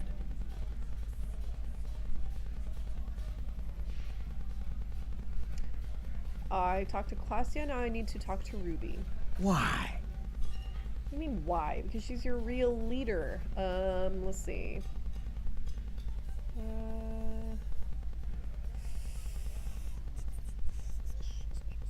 You're cuckoo, cop. I'm the only man responsible for this unit. Get with it, or fuck off. Saw someone with a tattooed Black Phillip. Thought of Tommy immediately. Yeah, fuck off! Cute goat. I heard that goat was like a real huge pain to work with on set. Which makes sense. Because he is a goat.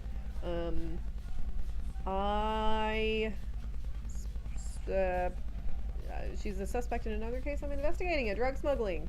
Yeah, I am investigating that, aren't I? I completely Sounds like you wanna push this steaming pile of shit on anyone. And now you pick Ruby. Ruby's one of us. We're not gonna throw her under your moral intern steamroller. Fuck that shit.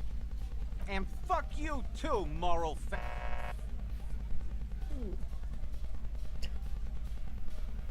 If you haven't yet, you should try opening the shipping container that's suspended on a crane in the dockyard by Everart's office. Okay. Ruby is missing. If you hide from the police in a murder investigation, you become a suspect. You know how it works, guys. That's nothing. That's just legalese. You don't even have a sound theory. I don't want to be rude, but we're trying to get some R&R here. Think you could fuck off now? I think we'll keep sticking around, Titus. You'll be surprised at how quickly a theory presents itself if you keep looking. What a super cop. Found key in unit box. Saw the winch outside. Reconstructed murder scene. Found antique rifle. +3 secret route found. I'm in good shape. Let's go. A sudden flash of lightning in your neocortex. The hostel cafeteria is lit by its airy blaze. Floor plans, bullet trajectories, webs of human emotion, all channeled into a single thought. Why are you so sure Ruby didn't off him? Because she was here, all night, with us. He's cobbling together shit so he can put her away. It's Cop 101. She was here all night? 11:30 to 12:15? She was here during all that time? Yeah, with us, drinking, near the stage there.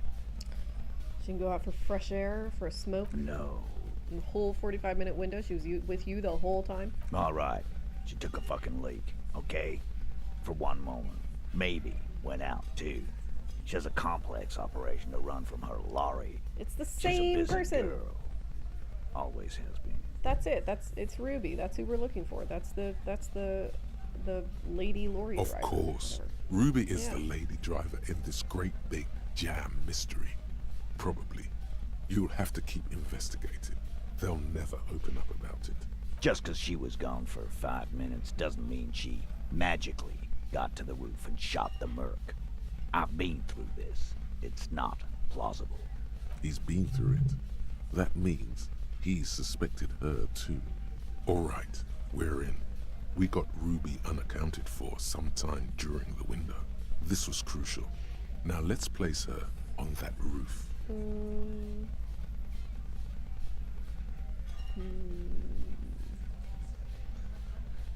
There is a secret route in the kitchen that leads straight to the roof. How? What looks like an abandoned pinball workshop. People say there was a pinball arcade here, sometime before the hostel. What was it called, Theo? East Delta Pinball Arcade. Weird place. Went bankrupt. Okay, but how'd you get up? There's no room for a staircase in this building. Or an elevator, for that matter. The elevator is outside the building. It's an old dumbwaiter used for moving pinball machines up and down from the workshop. From there, a door leads straight to the roof. You just step outside. Ruby could have gone up, shot him, come down. All under 7 minutes. That's quite the theory. We need to have a look at that secret passage, boys. I'm on it, boss. Right when the law clears, me and Angus are going up there. It's a dumbwaiter, not an industrial lift. How about I go instead of... Just now. You got something else to back this route up? Or is that it?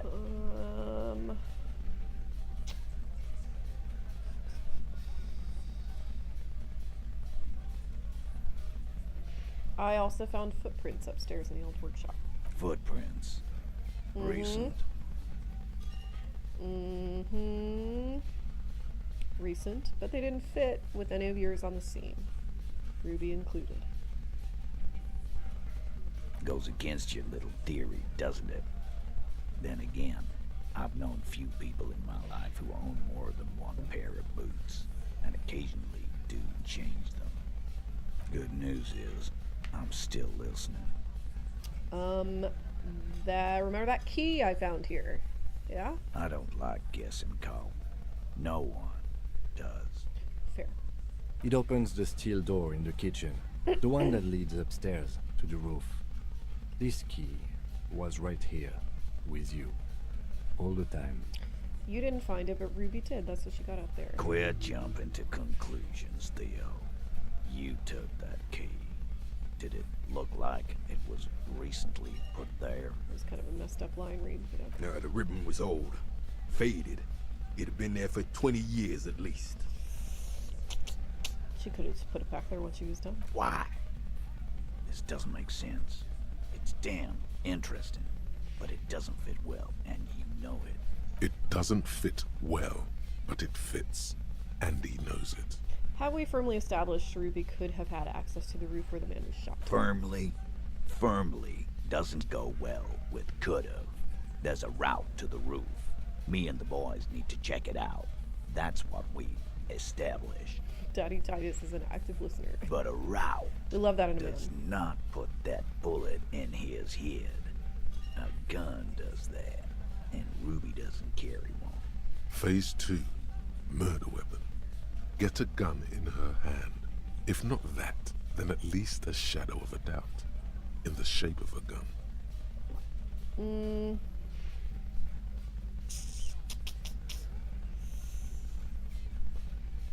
Guys, this is rubbish all. Anyone could get a gun around here. Anyone. Look, fucko. Ruby and I are pretty tight. She would have showed me the gun if she had one. She knows I love guns. Yeah, everyone knows Glenn loves guns. I don't know, Glenny. Ruby's a little secretive, isn't she? Wasn't like she told you every little thing. Look who's finally speaking. Ratty's been uncharacteristically quiet since you started theorizing. Maybe he has something to gain from implicating her. Classy said Ruby takes care of things. You don't do that without a gun in Revachol. She organizes things. She doesn't whack people. That's not the kind of person she is. She's a talker. Unconfirmed American. It's clear this one is protective of her. Easy now, Glenn. What he's trying to say is, people who don't have guns don't shoot people. You need a gun for that. You can't prove she has one. You don't need to prove anything. Doubt is enough for now. And Titus must have some. The local pawn shop sold my lost gun to a woman. Maybe it was her. You lost your gun? Shut up. What an idiot! Shut up! Tell me, did you lose it before the murder? Yes. No, you didn't.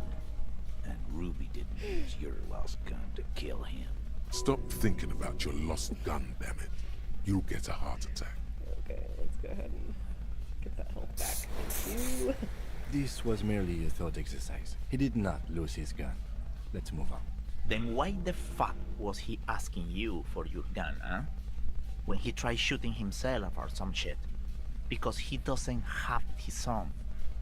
Hi, Luke. That's a solid logic structure. Do something. This is bad. Shit.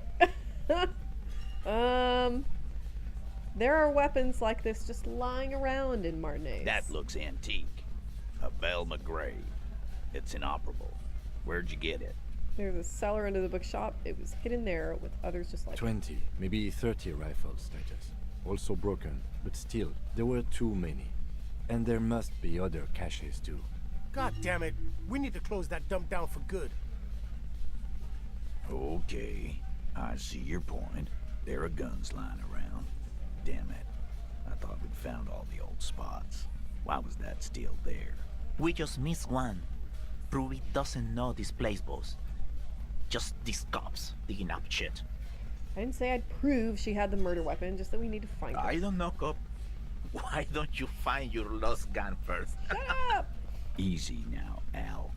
This isn't comedy hour. Titus, we're not seriously considering it, are we? Ruby wouldn't do this. Why would she do something like this? Phase 3. Motive. The last component. It's not why did she kill him, it's why did she organize the cover-up. And I suppose you have a theory on that. She could have just been covering up for herself, Titus. Think about it. Why go through all that effort? It was her idea, wasn't it? The hanging. You went along, but she suggested it. She had, like, a fully formed plan and shit. Right when she came back downstairs. Really, Shanks? Claudia wanted to talk to another girl, that's all. She was just the first one up there. I could have come up with that plan if I'd have been first. Time for a logics demonstration. Shanky, let's assume you killed him. I didn't do it, fucker. It wasn't my plan. I know that, shut You up. probably did, though. It's just a thought experiment. Think, Shanky. You killed him. You got up there, shot him, cut down. Would you prefer to go on trial with your buddies as part of a lynch mob or alone for committing murder? Fuck you, man. I would never fuck my guys over like that. Excuse me. She didn't either. She would never do that.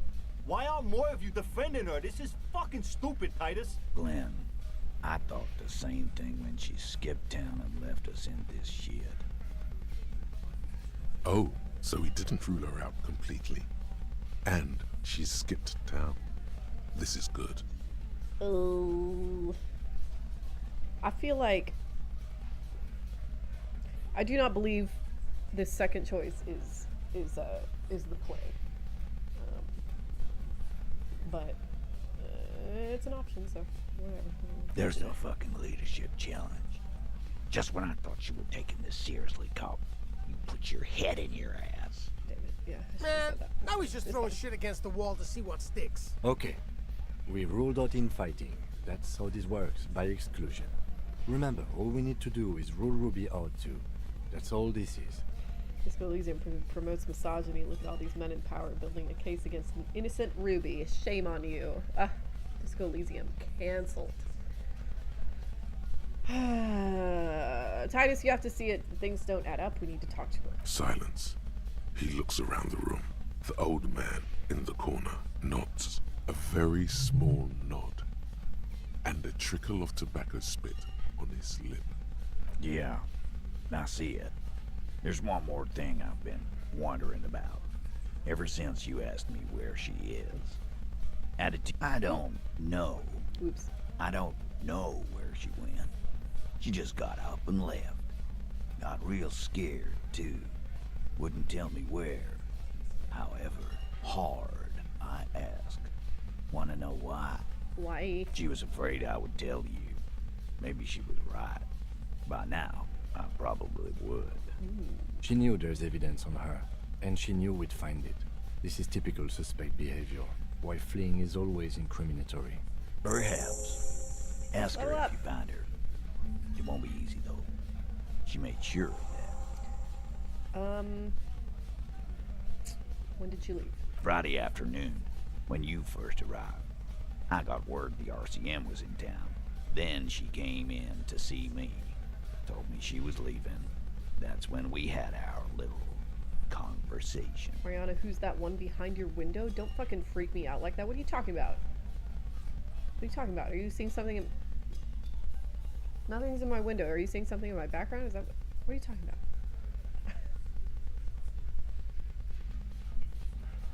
You know, that the nice thing about having a dog is that she sees everything before I do. I used to be like really freaked out to be in a room alone, especially at night, or a house alone, but I don't know. Doesn't freak me out anymore. I know that Rita's gonna see something before I ever will, and she'll make a fucking big deal about it. What was she scared of? I told you. You. Yeah, you got me. Mariana, have you talked about your views supporting anarchism? Could you point me in the right direction of where to start to learn about it? Okay, so here's how I've been thinking about it recently, especially since I feel like anarchist thought is probably going to be fairly influential to how we're going to remake society after this whole Trump bullshit is over and all of them are fucking dead. Anarchism can be conceptualized in two ways. Either there is no government, right? Or everybody is the government. They're the same thing, you know? My understanding of anarchism, the way I approach it, is that everybody should be invested and participatory in their government system. And this is a feedback loop. That only happens, you only have a citizenry that's able to be, to actually participate in a democracy if you have set up the right culture to foster that kind of thing. We've had, I think that the times that people think of as good in this country were times where people were heavily invested in, in the political situation of their country and had actual, nuanced opinions that weren't just fucking, I don't know, third-hand memes, Hampton says Graeber, yeah. I would go to, I'd go to Graeber. I think genuinely, I'm no expert on anarchism, okay? I am not, by any means, a theory expert on anarchism. So I can only give you, the opinions informed by the particular direction that I was, exposed to it in. And that direction was very much Graeber. So I would suggest Graeber. If you,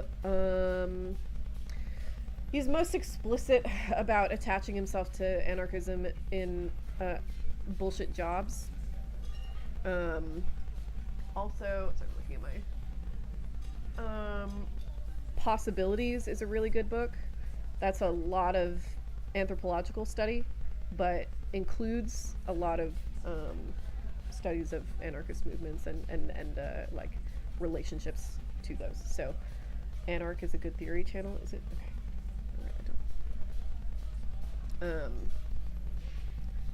But yeah, the reason I like Graeber, and the reason he compels me, and the reason I think I suggest him to everybody is because he is approaching anarchism as a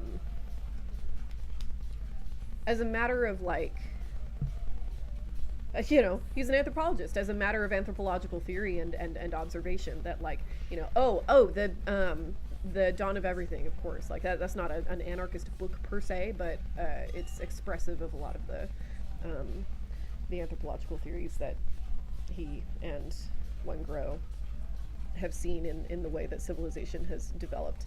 And his whole part of his whole preamble in that book is the entirety of Western civilization and progress as a function of that civilization is the idea that it takes some fucking genius to come up with majority rule. You know what I mean? That's a rare and special idea that only the Greeks, the stars aligned and lightning struck and suddenly democracy appeared in the Greek mind, and Western Europe is the rightful successor to that because they understood what the Greeks were getting at, and they understood that that finally there's a way for us to structure society in a way that that the people rule more than some kind of monarch or whatever. And one of the things that they talk about in that book that I've seen elsewhere for sure, it was kind of a popular anthropological theory in the 70s and has since come back a little bit in recent years, the Dawn of Everything being one such example, that I think is super compelling and would be much more widely accepted and much more common knowledge if it weren't for racism, which is that the idea of democracy that resulted in the United States Constitution was not a product of European thought at all. It was a product of Native American thought, and it was Native American influence that resulted in the European elite suddenly coming up with all these ideas about inequality, and why is there inequality, and is there a way for the common man to have some kind of say in how his government works, and how might we restructure things in such a way that the interests of the people are, say, represented in the members of their government. And that's not an idea that appears in European thought at any point before colonization, before the French started trading with Native Americans in Canada. And like the process of that trading was very, very culturally cross-pollinating, you know what I mean? That like the French arrived in Canada, and it was all these like the trade in like beaver fur was done by all these like French mountain men who just went into Canada and met all these Native Americans and intermarried, and like they had to speak to each other, they had to translate each other's ideas. There's a lot of cross-cultural I'll call it cross-pollinated. Contamination is not correct, but there was a lot of exchange of ideas between Native Americans and Europeans, and that's when you start to see in all the French salons or whatever all these ideas about maybe we don't need a king, maybe monarchy isn't the best approach. So it's like and like this is very, very much established in Native American histories, that like a lot of there's another thing that book goes into, but again, I've seen it elsewhere, and I've seen it like like in my own readings into Native American myth making and culture and whatever, that like frequently they take the shape of like once upon a time. The story of our tribe is that once upon a time there was a great king, and he issued a lot of horrible edicts and killed a lot of people, so we fucking killed him dead and dissolved the kingdom. And that's how our tribe and set up this system of democracy where everybody has a say, and political debate is valued, and that's how we structure society. Like there were kingdoms in North America in pre-Columbian times. Like it's not as if the Europeans came here and there were just these oh my god, it's so crazy how much we rely on these super racist conceptualizations of what Native American life was like. There's nothing primitive about it. It makes no sense to speak of different cultures as existing in greater or lesser degrees of evolution. That's fucking stupid. Okay? Any human culture that exists right now is by definition modern. All right? So like either you can say that those people people who don't people who don't subscribe to the conceptualization of Western civilization that we're all sort of subject to right now, that people whose culture don't jive with that, like either you can say that is a decision and an intentional departure from the construct of Western civilization, or you have to say that those people are not really human. Actually, they're actually subhuman. They're in a different evolutionary stage. That's fucking stupid,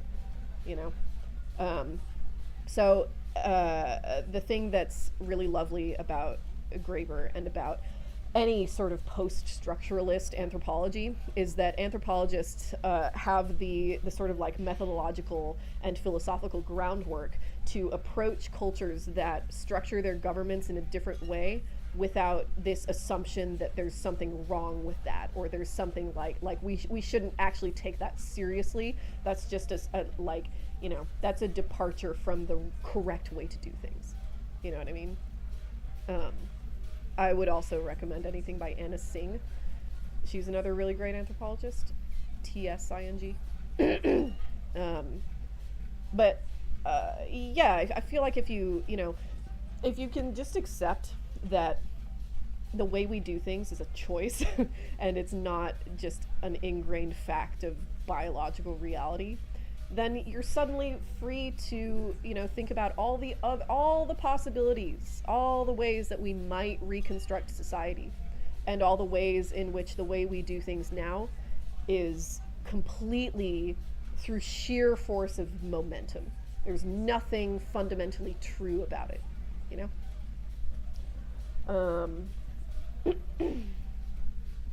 That's interesting. Runs counter to Ben Shapiro's shitty theory that American republicanism is a descendant of Athens and Jerusalem. Yeah, it's fucking stupid. That's stupid. There's so little in common between American republicanism and Athens. Go fuck yourself. Athens? Are you kidding me? I suppose we should all be boy lovers as well. What does Ben Shapiro think of that, I wonder? It's like all these people want to say so much about, like, they want to draw all these conclusions about the similarities between, between our cultures and other cultures, and then just completely ignore the differences, right? So it's like, I don't know, I'm trying to think of another example. I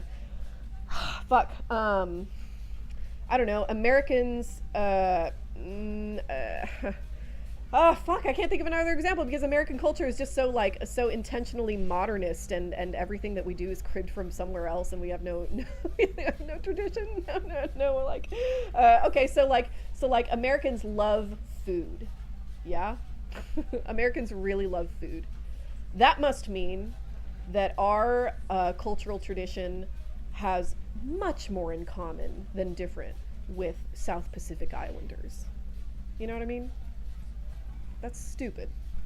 It's stupid. It's completely counter to any actual assessment of fact. So imagine a burger. The toppings are pedophilia. So anyway, sorry, I'm just catching up with the chat really quick, and then we'll return to the game.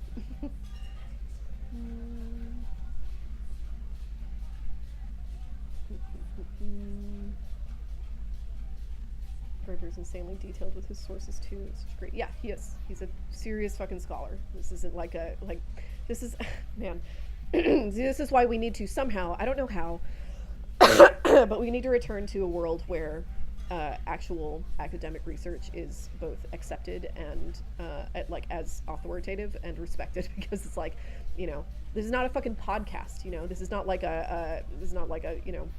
some pop sci writer, like Harari or whatever, he's a serious scholar, but he writes way outside his discipline. It really pisses me off, really pisses me off when scholars do that. No, David Graeber is writing within his discipline about the thing he is an expert of. And it's like astoundingly rare how difficult it is to find scholars that are publicly accessible in that way and still retain that kind of scholastic integrity. I talk about him a lot because that's the kind of scholar I aspire to be. It kind of seems like, what's the fucking point of academia if nobody's going to hear about it, or have their minds changed by any of it?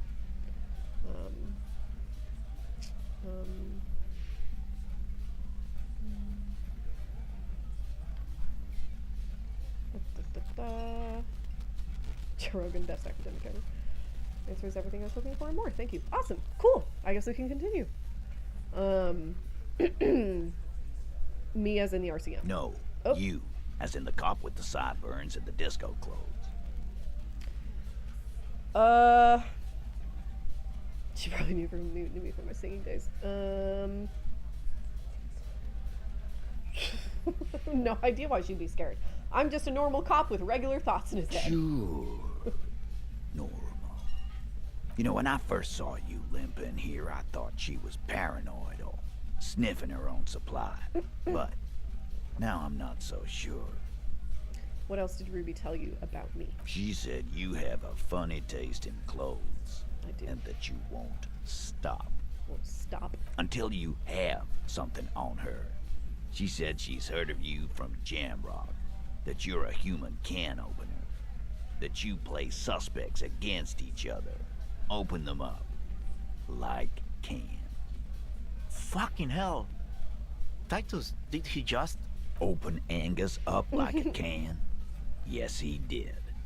Now, we can whine about it, whack him, or we can go on with our lives. I'm having a go on with our lives kind of day, Al. How about you? Silence. He nods. Is that true, Kim? Am I a can opener? You are insistent. Anything else? Anything? Yeah, there was something else. She wouldn't tell me, though. I could see she wanted to. It was burning on her lips. This caught Titus. This caught me. But she was too scared. Do you have any clues on where Ruby went? She's not far. We know that much.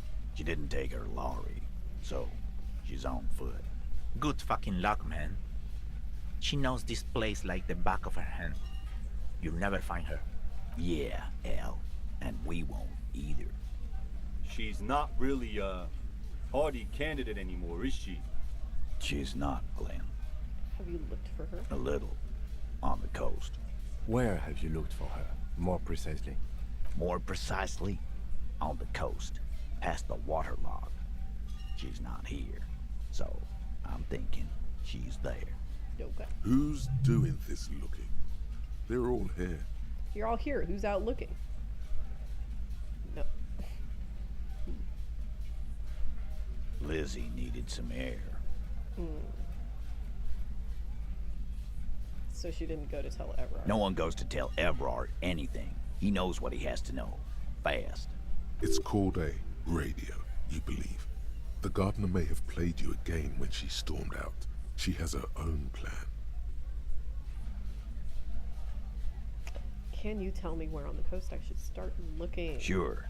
There are some shit houses there. A cinder block town. Fisherfolk there refuse to unionize. So, that's one place we haven't looked. Maybe the cryptozoologist is there. I hear they have a shack where junkies sometimes crash. Time for you to step up. We will start there. One more question. What does Ruby look like? Boyish. Hair's red. Dyed. She looks like a Lowry man. It's not much, but it'll do. Go! It'll have to. Shake it. I will shake your hand. His grip is firm and reassuring, like holding a piece of unpolished granite. Not just granite, tightly packed RCM sergeant material. You should be a cop, Titus. When are you gonna get it through your suicidal head? I already am. I just wasn't sure you were. And he still isn't. People aren't afraid of good cops in the way Ruby was afraid of you, he thinks, then turns back to his men. Male bonding. Yeah, I think we need a post-apocalypse before the male loneliness epidemic is solved. Clearly conflict is what they need to make friends.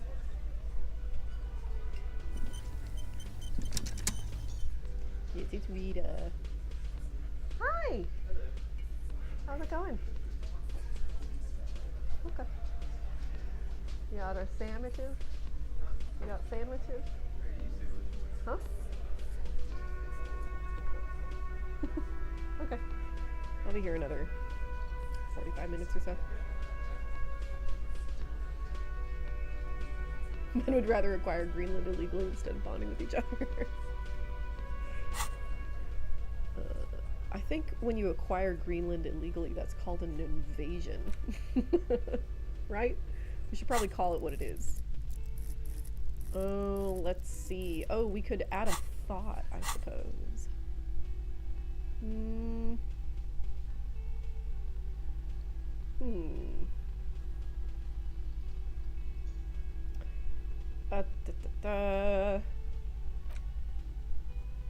The Jamrock Shuffle.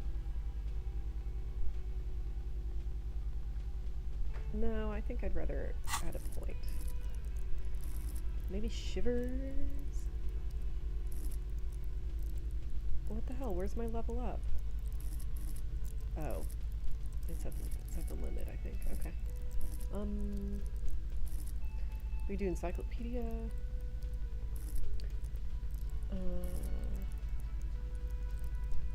Oh, did I get $5?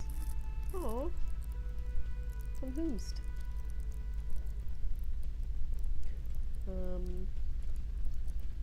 How nice. Yeah, I do need to add alerts. That's true. I'll figure out how to do that at some point. So out of my fucking list.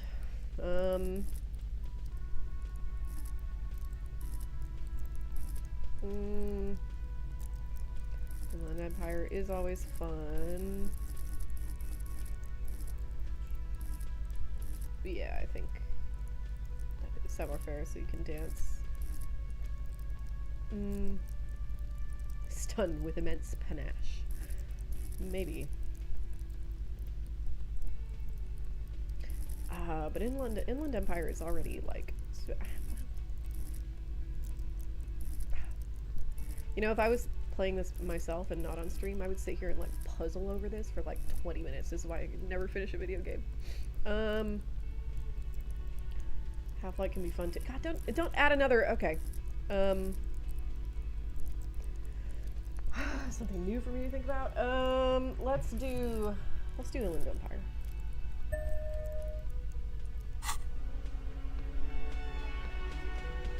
Okay.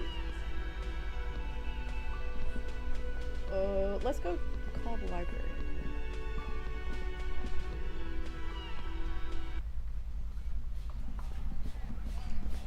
Stay longer to get another barrage of online gambling Twitch ads. I'll scoop my eyes with another baller. Okay, fine. I'll look at getting rid of some ads. Sorry about that. I know they're inside. You see a set of steering levers, a radio microphone, a pull-out toolbox, and the soft glow of the fuel preheater gauge. This is Precinct 57. How may I assist you? Connect me to Jamrock Public Library, please. Mariana, should I get drunk tonight? Well, hold on, officer. I'm getting a little drunk tonight, so I wouldn't judge you if you did. I've got Central Jamrock Public Library on the line, and I've already introduced you to their librarian. Connecting the call in 2, 1. Yes, this is Central Jamrock Public Library here. How can I help you, officer? I have another level up point? Oh shit! Well, let's put that in savoir-faire. Good call. He sounds worried, yet ready to assist. This is how people get when the police call. I'm looking for any information that you can provide on Billy Mejan, a reader. Billy Mejan, you said. Give me a moment, I'll have to check our database. On Moreau Drive in central Jamrock, in a darkened hall lit by orange desk lamps far away from the noise outside, a middle-aged man taps commands into an old radio computer. A printout falls on the desk. Behind him, a lonely reader scours some dusty bookshelves, looking. Yes, hello, are you still there?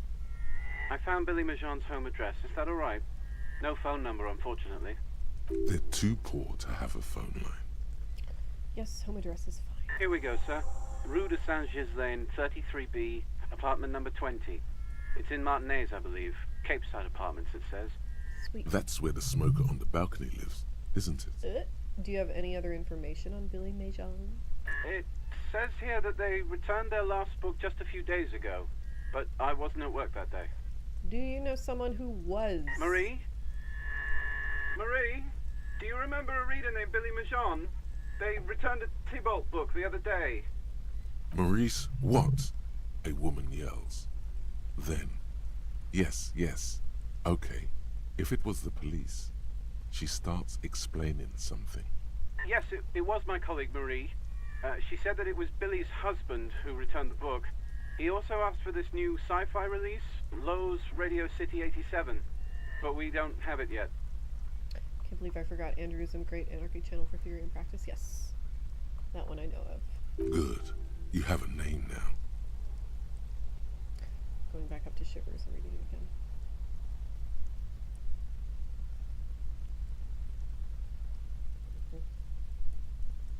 Okay, so Billy Mejan is a woman, not a man. How did your colleague know that it was her husband? Could still be a man. Let's not jump to conclusions. Do you know the husband's name? Can Marie describe to me what the husband looked like? Thank you. That's all for me. I have no other questions. Can Marie describe to me what the husband looked like? Marie! She said it was an older man, and that she's pretty sure he'd had a drink or two the last time she saw him. What was he wearing? 1 second. Sorry, Marie wasn't really paying any attention to that. See you later. Do you know the husband's name? Sorry, no. Marie only knows him by sight. So Billy Majon is a woman, not a man. How did your colleague know that it was her husband? Marie knows Billy. She's been working here longer than me. Sometimes her husband returns some books for her. And then goes for a little drink later. On the lookout. Thank you. No other questions. Happy we could help. Goodbye, officer. Anything else you need from me? More about the owner of the armored booth? Yes. It took some convincing, but I got the mercenary's name and a few biographical details. Are you ready? Send it. The lieutenant leans in to listen, notebook in hand. I was born ready, baby. That suit of armor was issued to an Oranese citizen named Ellis Kortenaer. That's E-L-L-I-S K-O-R-T-E-N-A-I-R. Exact date of birth, unknown. He was signed into the Lelystad County Neonatal Care Unit on 28th of February, 09. Neonatal Care Unit? He was found as a newborn in a leaf compactor near an abandoned farm. He spent 4 months in the neonatal unit, survived apparently, and was assigned to a foster family at 2. This is what the ICP knows about him. He was raised by foster parents, entered the Eastbrand Military Academy in Vredefort at 17, then served in the Oranese forces till he was honorably discharged in 41, just a year before the Seminese conflict. Then the armor followed him to Seminine, or at least I assume it did. And that's it.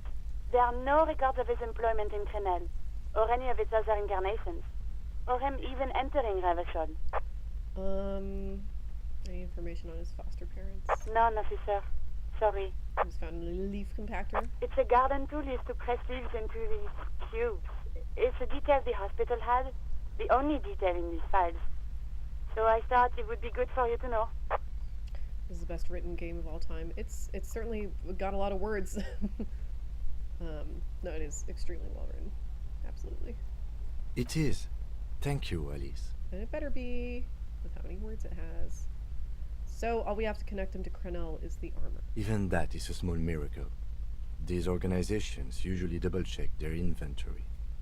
Thank you, Alice. Great work. No problem, Lieutenant. Well, we have his name and service record now. The name. This is very good. Ellis Kortenaer. This means something to him.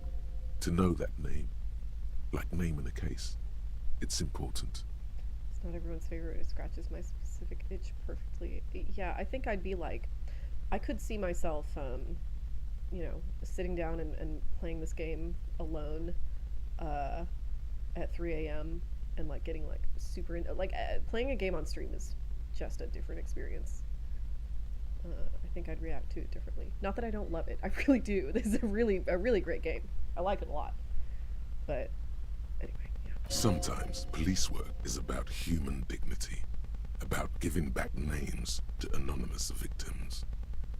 I'm glad the inquiry was helpful to your investigation, officer.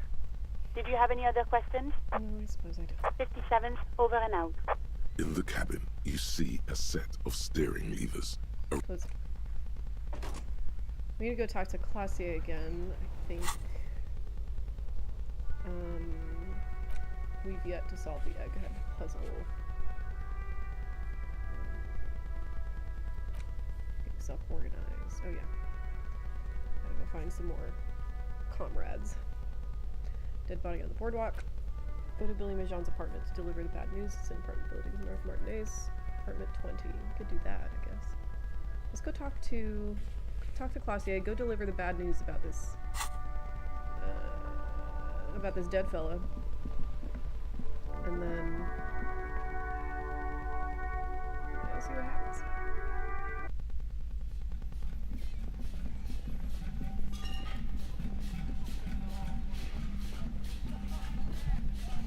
No joke, I've been searching this specific game with the goal of making sure as many people finish it as possible, even if it means they don't stream it. Sorry, but Tommy just...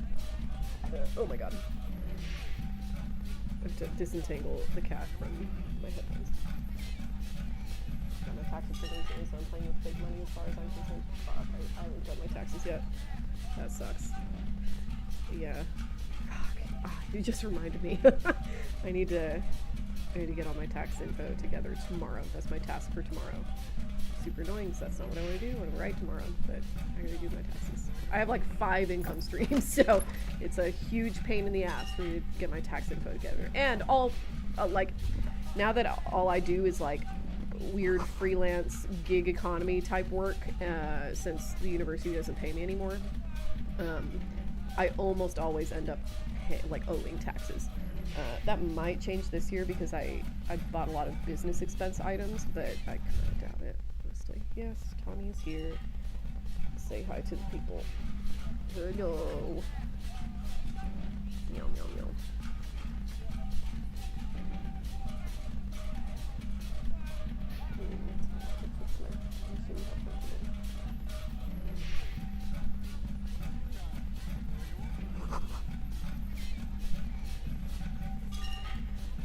I'd recommend doing another playthrough with different stats off stream. Yeah.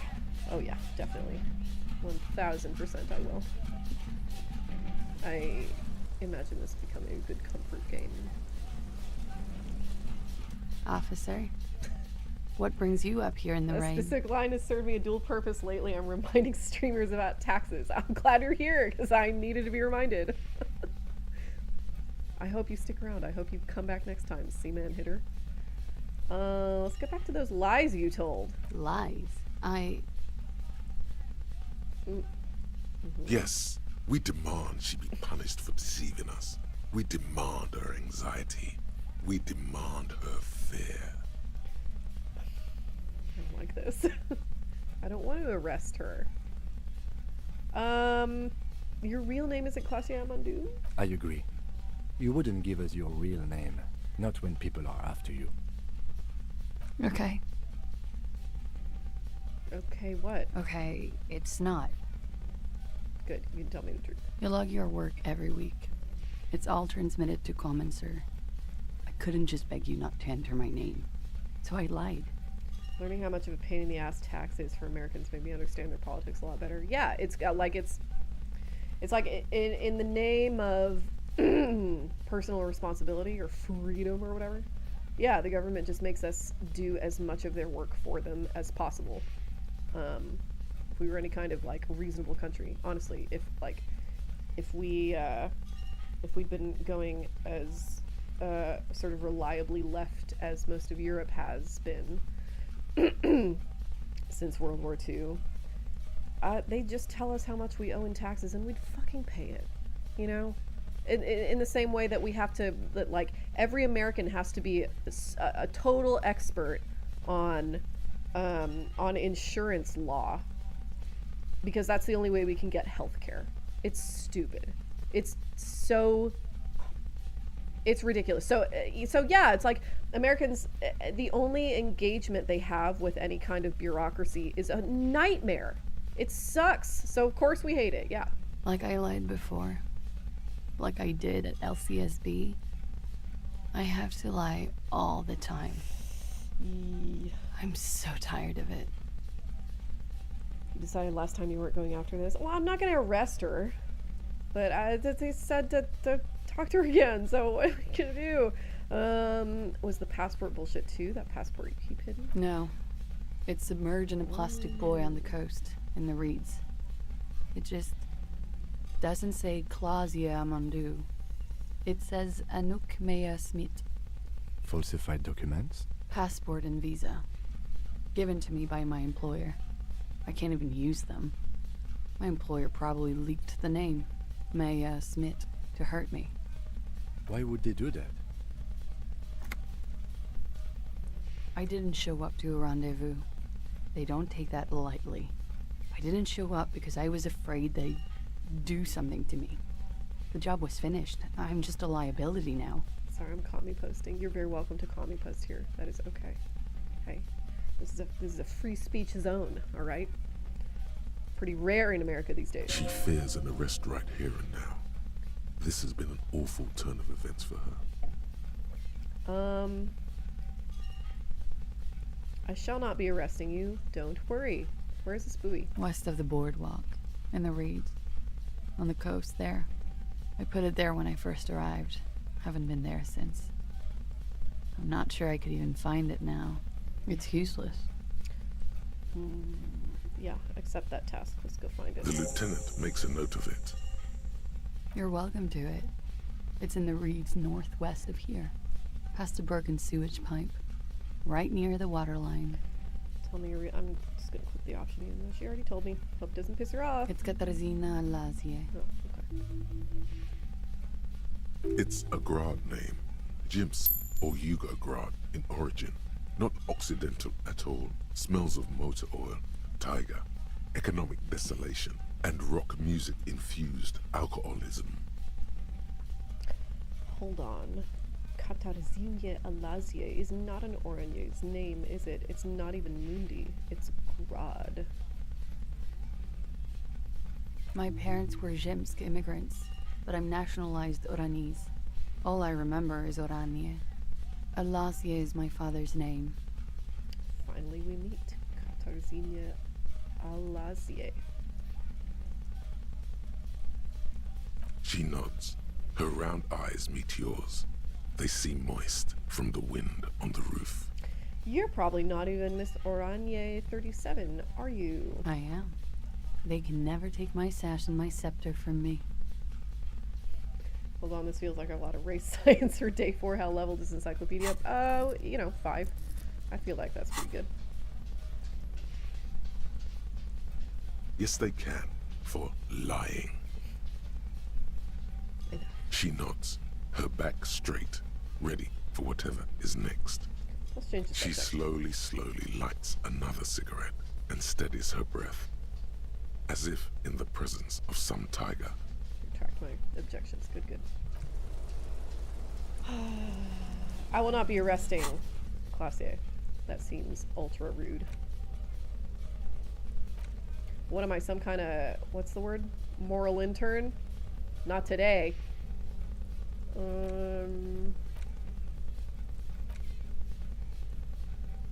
Oh yeah. Let's go deliver that sad news about that sad body.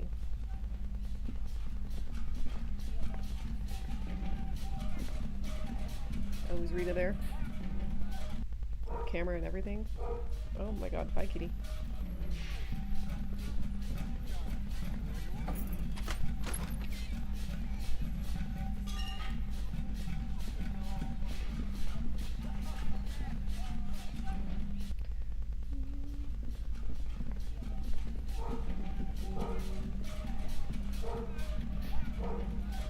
Do we know about the moral intern? How do we feel about them? We know the basics, and we feel disfavorably. I think I'm well. So I started out as a fairly as a dirty centrist, which Cat made fun of me for.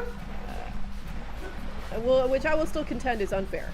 Okay. I wasn't trying to actually be a political centrist. I was trying to be a gaming centrist, trying to maximize my options in this world until I figured out what was going on. But then I did figure out what was going on. So, I think I haven't gone like, full bore into communism, but I have accepted a couple of communist tasks and need to roam the streets to sniff out some comrades, apparently. I've already found one. Pretty exciting. Oop.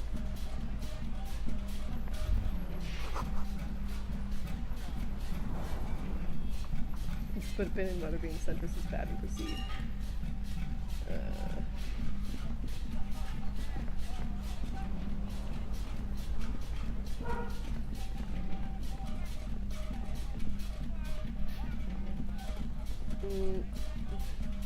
This way, yes. What the fuck am I doing? We're going to the apartment buildings. We're not going to the other side of the island. Glad I noticed now.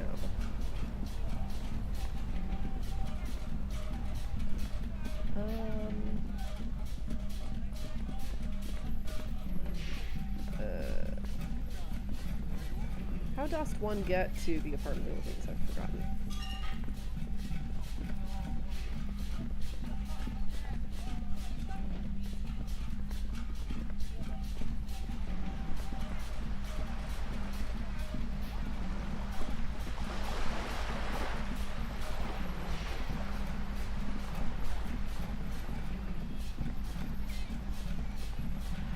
What is a gaming racist? I'm not familiar with this Tommy Tallarico fellow. This is a new name to me.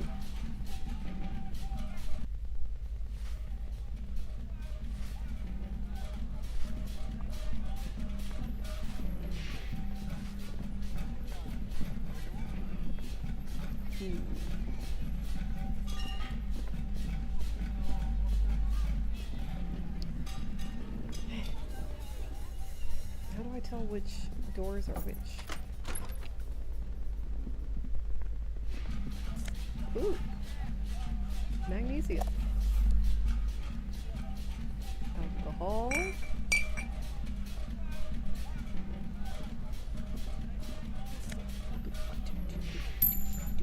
Oh yeah.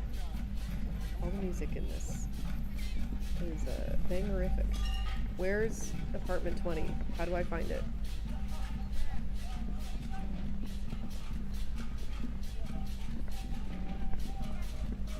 Perhaps it's this one. You hear someone walking around. Knock it. Oh, page 10. Okay.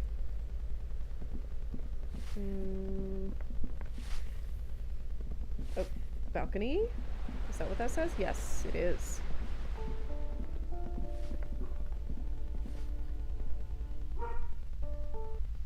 Okay. Progress. There's a video from H1 guy about the Roblox oof noise that goes into Tommy Tallarico. Okay. I'll check it out. That's been on my list for a while, but I don't care about Roblox at all.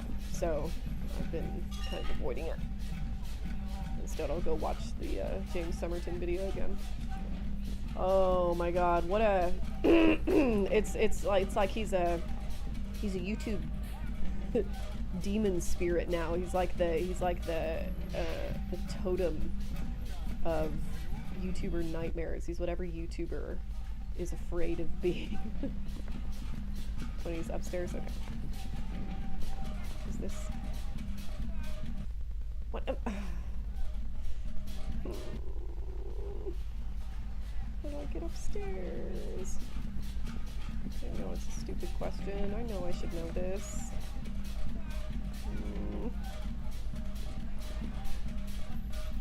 Is it?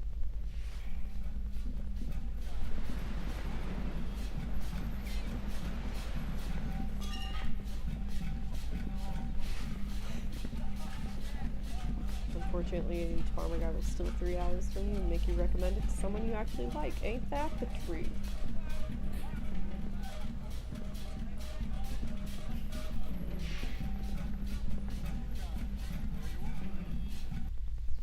I like you, Seaman Hitter. You should stick around. I think you fit in.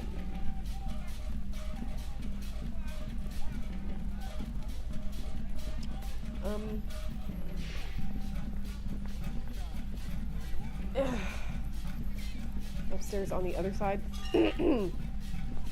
Other side of what? Somebody help me.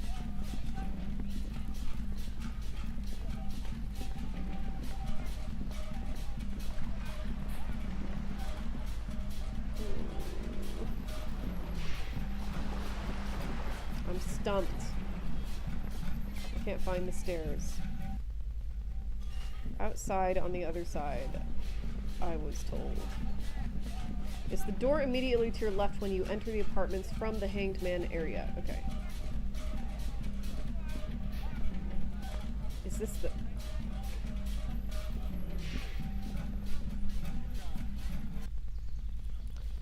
Go back in and where it says balcony right, question mark? Here's the Hanged Man area, more or less. Okay, so go into the apartments. Right is exit, left is balcony. Oh, okay. Oh, it sucks being stupid.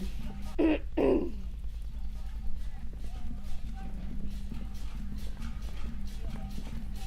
weathered brown door. The number reads 20.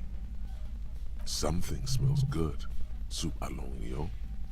The lieutenant motions to you to go ahead and knock.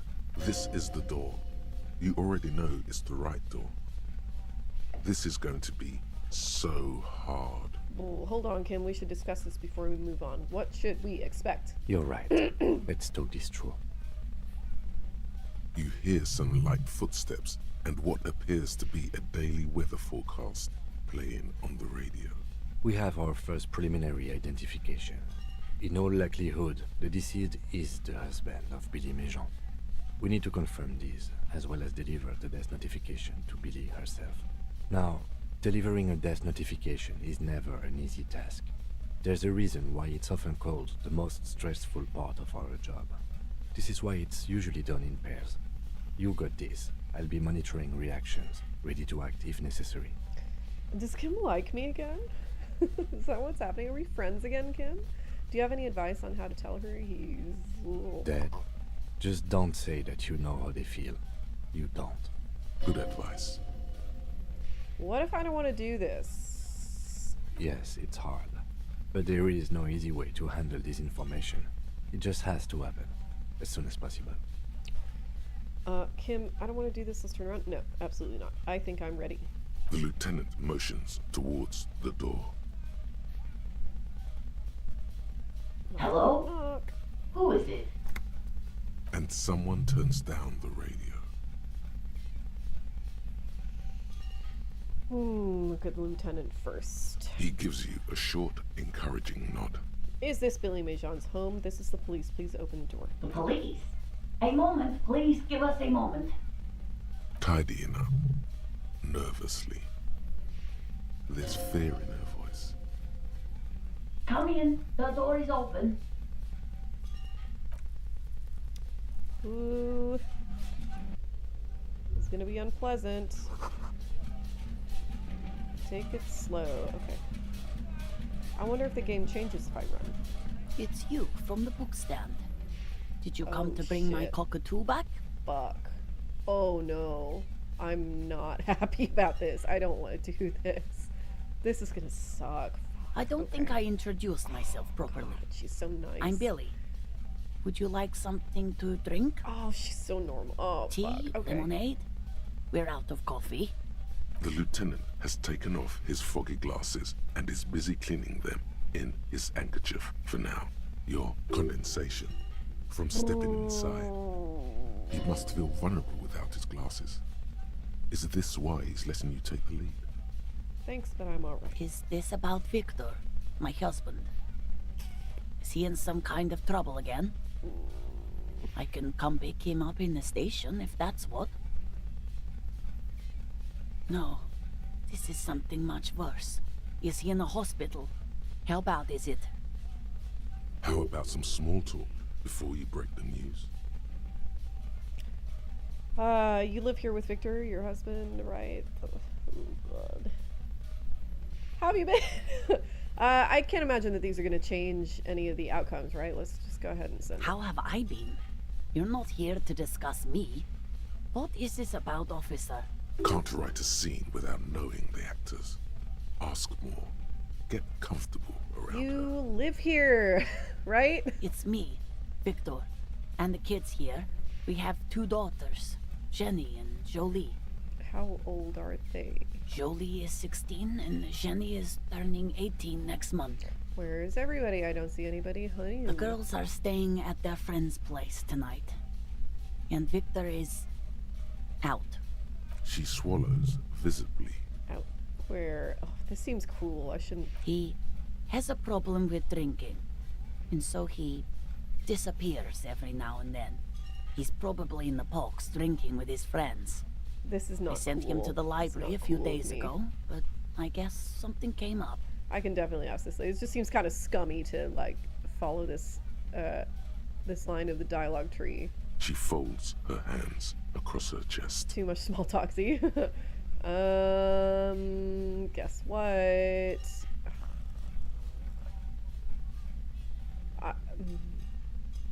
I'm gonna save before this. She looks up, too anxious to say anything. You've done this before. Just keep your focus. God, do I just say he's dead like that? Yes. That's the most important thing. use that word. Yeah, I suppose so. No euphemisms. This is what you came here for. Ma'am, I'm very sorry to say, but your husband, Victor Mejean, was found dead on the Martinez boardwalk. What did you say? Your husband, Victor Mejean, is dead. I'm very sorry for your loss, ma'am. Oh. Oh. But he was just... But he was just here. Alive. We understand this comes as a huge shock. I want you to know that me and my partner are here for you if you have any questions. Take your time, ma'am. What happened to him? It's still early to say, but at first glance it seemed like he slipped and hit his head. Was he drunk? Alcohol may have played a role, yes. I see. And you just found him there? Shit. Lying in the cold. How long had he been there? If you say 2 days maybe, it will be etched in her mind forever. It couldn't have been long. She blinks, eyes welling up with tears, as her hand starts searching for something from the pockets of her dress. The handkerchief. Oh, the music. No words, just handkerchief. Don't give her the handkerchief. It's too special. Nothing's too special, please. A small, terrified smile quivers on her face as she takes the handkerchief and wipes away the tears. She looks disoriented. Is there anyone we could call for you? A friend, a family member, someone who could be here for you? No, no. I just need to tell my girls. God, should I call them? Should I tell them to come home? No. A day. No, take a day to recover. You'll be better prepared when they come home tomorrow. Good. That's probably the right thing. Thank you. Just tell me, what do I need to do next? Where is he? Can I see him? We've taken him to the city morgue. The local coroner will be contacting you shortly to arrange the funeral. Here's his number in case you want to contact him earlier. A very good call. Is there anything else that the RCM could do for you? No, I'll call you if something comes up. I'm still... Thank you. Thank you for telling me. I'll call if... Again, I'm very sorry, Nate. We should step outside and talk.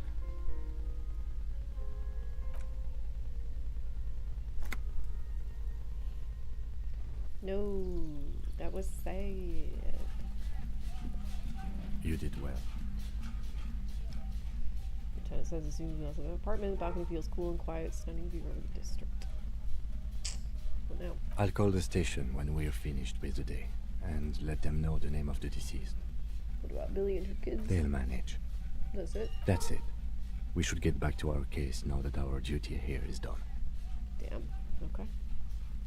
Closed then. Let's go. Oh, to what end? Why did that happen?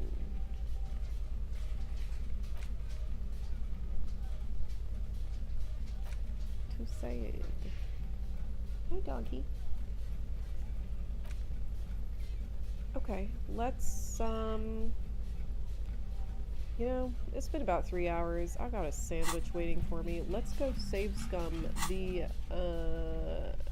Disco Elysium nightclub.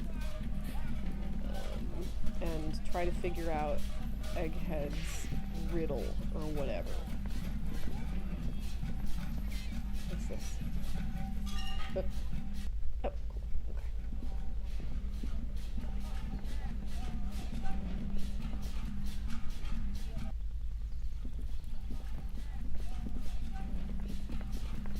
Helping the working class know their reality is a good in its own right. Nice, yep. I think that's correct. Yeah, I mean, if nothing else, because like there's always the possibility that that plot point somehow comes up later. I don't get the feeling that it will. But if not, then that's an interesting decision. This talking in a previous stream, something last week, I think. Tommy, get off my lamp. About The sight of bullet holes stirs something in you, making you forget the lieutenant's surname. about how how this game is simultaneously kind of depressing as like something of a speculative fiction into our own reality, and also I don't want to say nice. That's not the right word, but like I don't even want to say hopeful either. But like it's just real, you know, that like everything goes to shit, and yet there's still life, and there's still beauty, and there's still, you know, people just do what they always do. It's grounding, I guess, maybe. Look closer. The faded marks are too degraded to draw any forensic conclusions. Just chips in the sandstone. I'm a drunk theory head coming in. This whole game instills a vague optimism in me. Yeah, me too. It feels like I can handle news being bad if I know what the news is, or like the future being bad if I know what the future is, you know, more or less, sometimes, usually.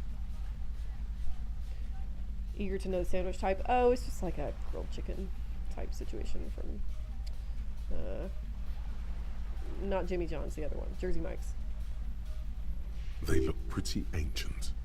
Kim, look, bullet hole. Where? Someone has been shot. We're cops, we should solve it. There? Those are old. You mean like from the revolution? Yes, the one that happened half a century ago. Those bullets were fired during the revolution and do not warrant an investigation by officers of civil law. Okay, what can you tell me about this revolution? Not much. I don't have a fresh perspective on it. Okay, Keith. Shall we go? Yes, we shall go. Being on the left is being punished for being right too soon. Pretty much. You said it, big dog. That's about it.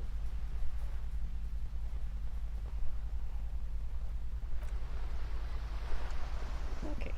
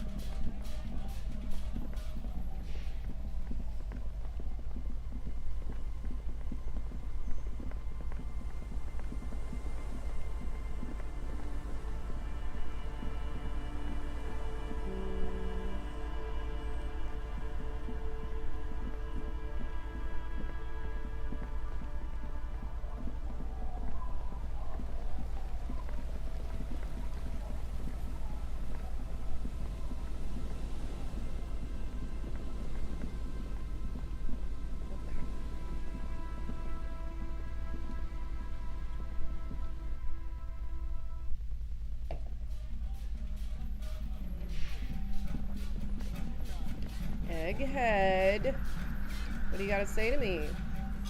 Hardcore? We're close. True, hard, full, car. Say nothing. Hardcore!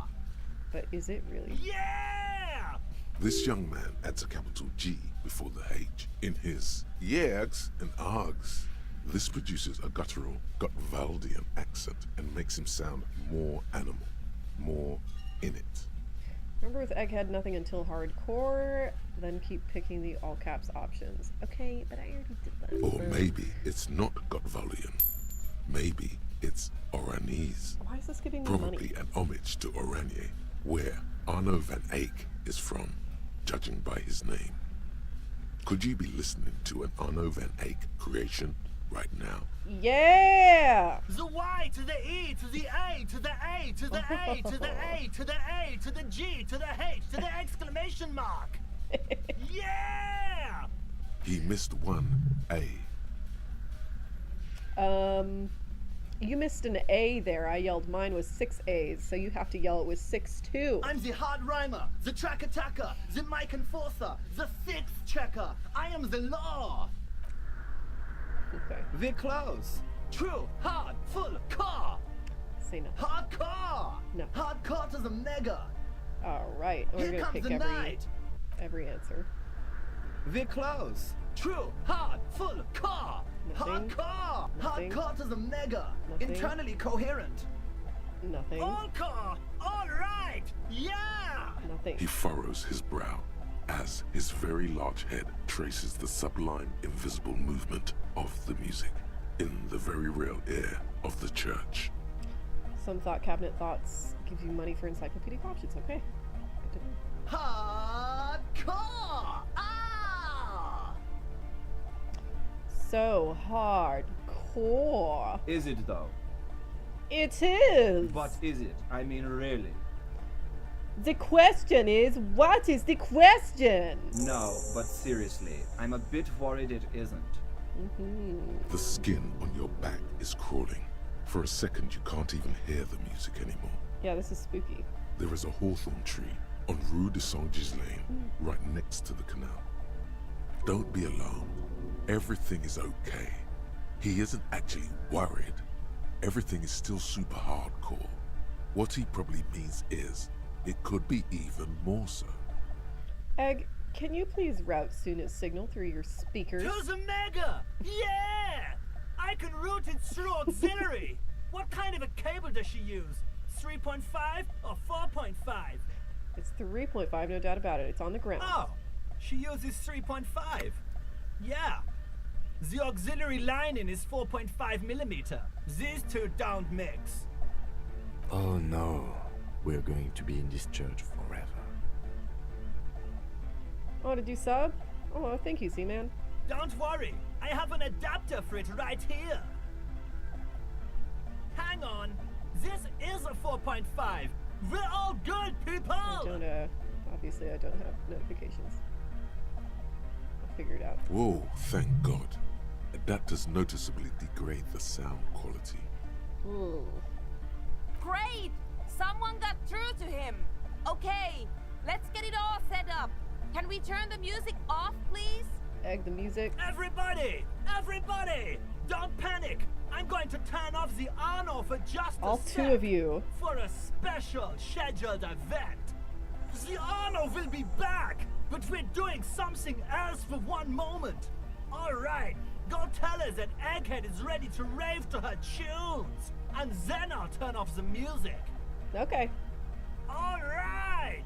Here comes the night!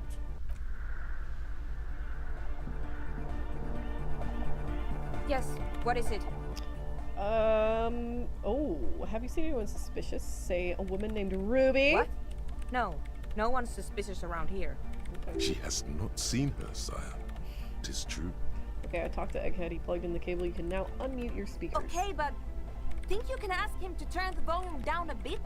Just in case. Oh! Maximum!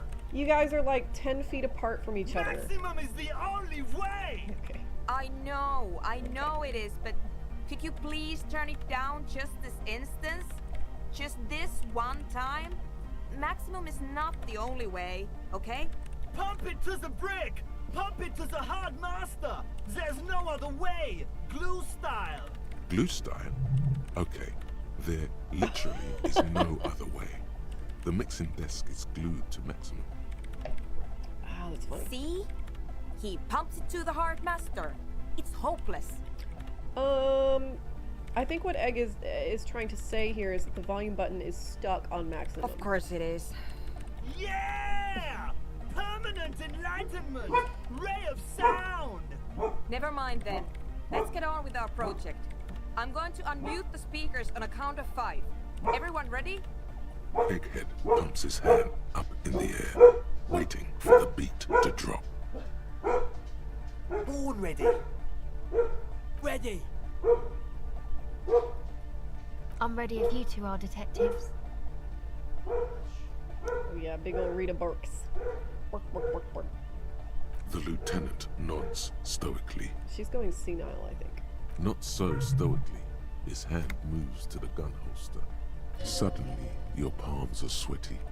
The church seems cold and large, somehow. Okay, ready. 5, 4, 3, 2, 1. You disengaged. Whoa. No wind outside, no waves, no floorboards creaking. Total, continuous silence. This is unnatural. The woman looks around. In the silence, you see dust move on the floorboards. The driver of the speaker vibrates in the air and then stops. Plasterwork begins to crumble down the walls. In the silence, a low hum starts creeping up your spine. It's a song inside you, not in the speakers, not in the room. A great bass sigh in the basement of your mind.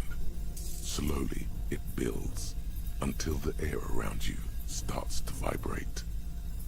It will devour everything. The floorboards, the glass, the streets and the people. Nothing will remain. Guys, what's going on?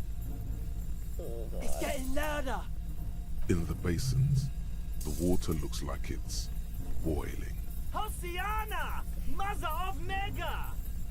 In his mind, a tidal wave approaching from afar, swallowing entire coastlines on its way. Salvation. It was in me at first. The beauty and the beat! The future of dance! Planetary! No, Egg! It's the window! In the corner of your eye, the lieutenant steps aside, cautiously, his eyes searching for a possible evacuation route. The window is going to come down. No, the roof! Oh god. Cracks appear on the stained glass window. Cracks run up the wooden pillars in the dark. Come down to us! Love! It's shaking the building's foundation. The floor twists. You spent $50? Surely not on just me. Correct? A great pulse arises in your flesh. Whatever you've done, thank you. That's it. I'm muting it. Oh, I want to dance with somebody. Yeah, we should stop. Mute it, please. No, let's do this one. Oh, I want to feel the heat with somebody. Shit! It doesn't stop. Uh-oh. A seal? Have you? Oh, Yes, fuck. I've turned it off. Andre, pull the compressor. The place is gonna come down. Fuck! I can't shut it up. The signal's passed. It's not in here. It's... In the mixing desk now, Oh my building god. into a positive feedback loop. This is it. A great roar. The vault of the roof twists above you. Glass shatters somewhere near the door. It's coming down. Egghead, it's in the desk. And then it stops. Totally and utterly.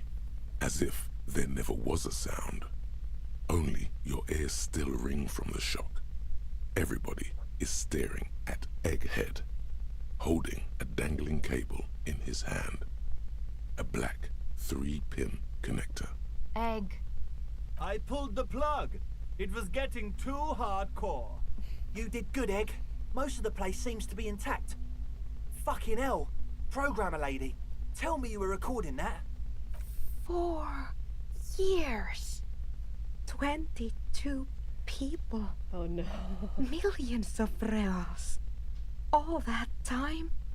This is what we were up against. Just erased it. Suliswolf isn't gonna believe this. Thanks, man. I appreciate it. I'm glad you enjoy my bullshit. Yeah, but did you record it though? It was dope. I think we can use it. Yes, Andre. I recorded it. Damn, I need to send some letters now. Thank you all for doing this. Eggman, you too. And you, officer. I don't know what we've discovered, but I know what it sounds like now. That's a start. What was that? I've never heard anything like that. It was mathematical information from the anomaly, presented as a waveform. That's what it was technically. Theoretically, I have no idea. I've never even heard of anything like this. A voice seems muffled in the silent church. It's your ears adjusting after the exposure. You're gonna write Sulislav? Yes, our lead designer. And maybe some of the producers too. And some of the writers. If they're sober enough to open a transmission. They need to hear. I usually subscribe though, you seem fun. Oh, thank you.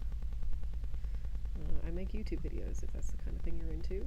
That it wasn't her fault. Or theirs. They need to hear about this. Don't worry, I won't send the recording. Although I doubt they have the speakers to produce the frequency anyway. Kim, did you hear that? Kim! It was very hard not to. I think you're right. There is something going on here. And you need to be very careful with it. I promise, officer. We will not play it again. Happens now, are you gonna Stay here! I'm going to stay here with these lunatics. Send letters, maybe meet Sulispov. Also devise further measurements. I want you to know that's totally chill with us. Hey, we're all friends. I don't care, but thank you anyway. Now, I have a theory to come up with. Some kind of preliminary explanation to all this. Or the letter will sound like I've lost my mind. Yes, and we have to get back to stabilizing Martinez. Instead of demolishing it with loud bass noise of unknown origins. That's right, true punk support. You have an explanation for all this. Somewhere deep in you. You just don't have the pieces yet. You don't know enough about the world. But that Joyce, if you knew all she knows, could put it together. Nice 10 pale unknown. But this seems like the kind of thing it would be genuinely scummy to save scum. So I shan't.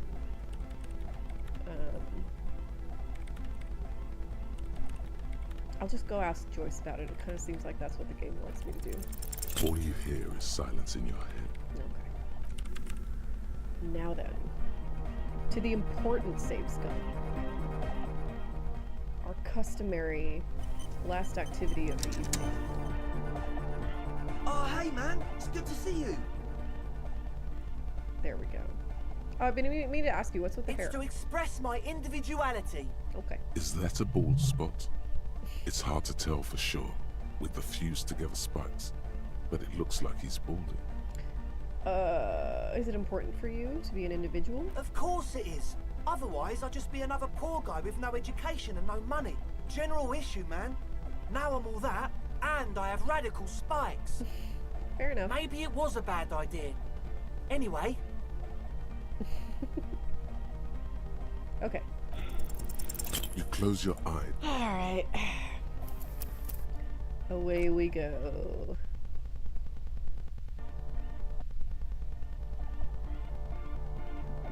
Oh, hey man, it's good to see you. The dancing, thank you very much. You close your eyes and dream of the shape.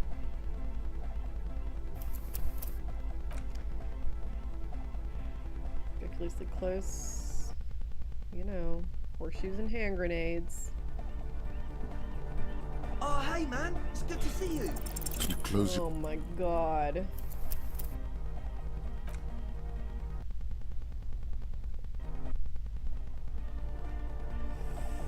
Oh, hey man, it's good to see you. I like these people. You close your eyes and dream of the shape.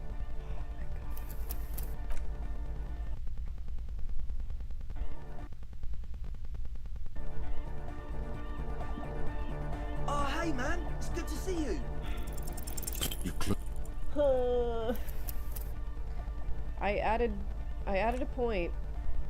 I can talk to Egghead about improving the mix. Is that so? Okay.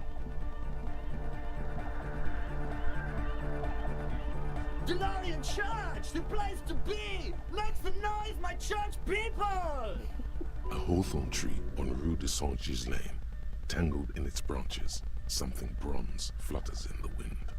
He stands on stage behind a table, nodding along to the music and waving his hand in the air.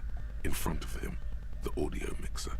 One reel spinning, the other reel deck is empty. Cables run hither and thither. On one side you see an auxiliary line in with the number 4.5 written next to it. I thought he recorded the sound too. What was a crazy sound we heard before? Yeah! It was awesome! And scary! Very hardcore. Too hardcore, in fact. I couldn't control it at all. What happened? It sucks up all the air in the mix until it's the only thing left. Starts compressing itself and everything around it. Completely fills up the headspace. Extreme. Is there anything we can do about it? Oh! I don't know. Maybe someone can do something with this. I imagine this is the sounds that the future could make. Sounds like a horrible future. Sounds like the future could be even more hardcore than I ever imagined. Yeah! How do you like it in the church? Yeah! Back on the case! No disgrace! Bring it down to party place! Like, had such a good character. He really is. He's really growing on The me. first page of the second chapter! Could it be? Maybe for him, you only have a chapter or two left in you. Last of the penultimate, more like. You said you were worried. What do you think is wrong with the music? There's nothing wrong with it. I'm still in love with the hardcore. Sometimes I just feel like anodic music is in its infancy, you know?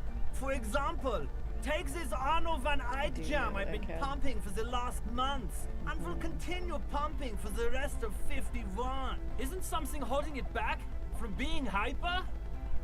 Do you have another skill point? Don't I? I could stand to stun with immense panache in my future. It's like it's only ultra. I think it's super hardcore, but you're right. It's not hyper hardcore. If anything, it sounds a bit proto. Like it's not fully formed yet.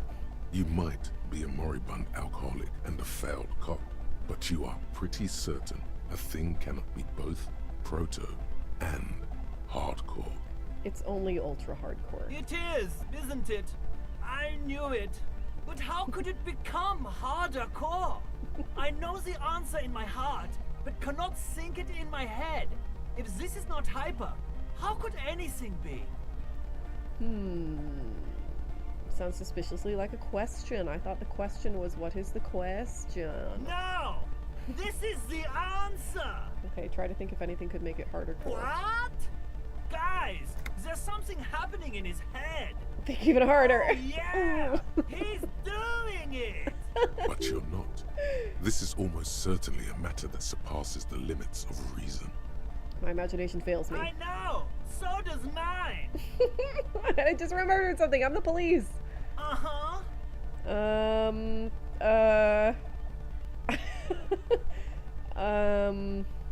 Actually, it's more likely to hinder us. Oh. Sorry. I can't help you with this right now. I need something else, something extra. Yeah! Are you a thought reader? No nation, but transnation. No war, but class war. Does that mean you're a thought reader? Don't be a lunatic. Of course he isn't. Jermaine here just yells random things. Odds are, sooner or later one of them will come off as thought reading. Yeah! Regression imperative! Unless you were thinking Regression imperative right now. Anyway, I've had a similar thing happen with eggs yelling. I know what you mean. Right, I wasn't thinking that. Hardcore superstar! So you're not a thought reader, you're a communist. He's not a communist. It's just something he likes to yell. He picked it up from a tape jockey at the Elysium. She was a communist, though. Yeah! With a rebel yell! Why aren't you a communist? Communism is the truth. I could be a communist. If you want that, do you want me to be a communist? Please don't turn him into a communist. Oh yeah, turn him into a communist. Come on, it would be super. Don't be communist. That path is too hardcore. Tell me something else. Yeah! Is your real name Jermaine? Dark Hard Hardcore! Jermaine Egghead! Basically, yes it is. Why are there lungs on your belt buckle? Lungs are for I love love! him. Why would lungs be for love? When Dolores Day was anointed innocence, her lungs started glowing through her body. For the world loved her, and she loved it back. Yeah! Why wouldn't they be? Are the lungs not the place where you hold the breath of your soul? Bourgeois love from a bourgeois god queen toward a world getting rapidly more bourgeois. That's lungs for you. No. I shan't be saying that.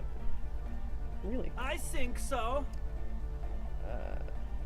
Thank you for the story. Rhymes that keep their secrets will unfold behind the clouds. Okay.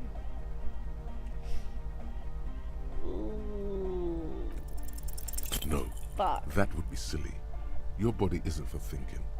It's for robust, wholesome things. Things like discus, javelin, and 400-meter hurdles.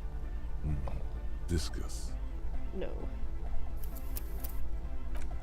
I won't be going through that entire dialogue tree again, but...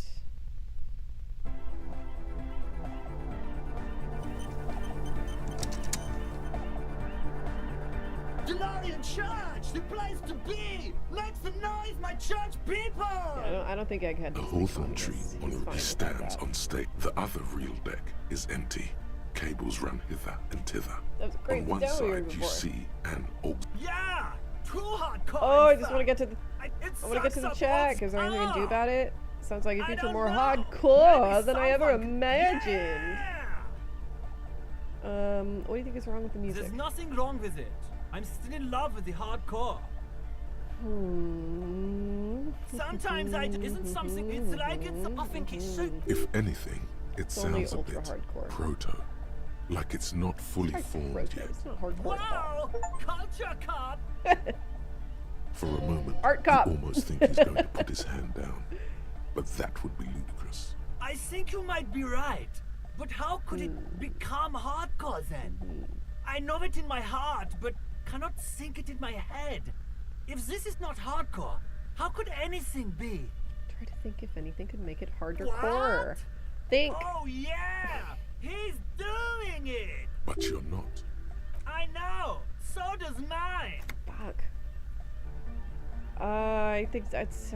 Yeah! There we go. No. Fuck! That would be silly.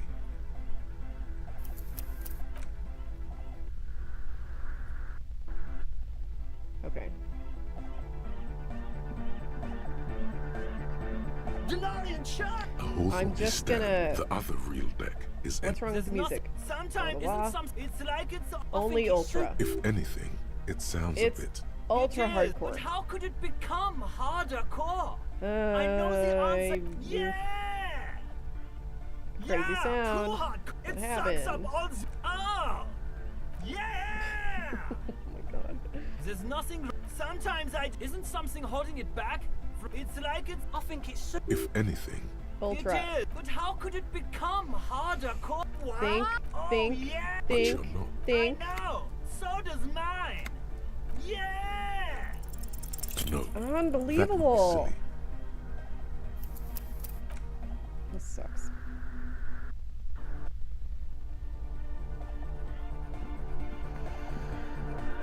Denarian Church, the place to... A hawthorn stands I want up. my The other sandwich. real deck is empty. Yeah! sound. Too hard. It sucks up. Oh! Yeah! There's not... Sometimes isn't something holding... It's like it's only... I think it... If anything, It is. But how could it become harder core? What? Think, Oh, think, but you're think. not. I know. So does my... Yeah! You know Yes. it in your lungs where Okay. the pressure should vibrate. In your heart that's alone. And in your solar plexus where the hits should land. So does every chord and Needs more bass. What? And a melody. A good melody is what makes a song really stick so that you can't get it out of your head anymore. Point at your head. Wow. Okay.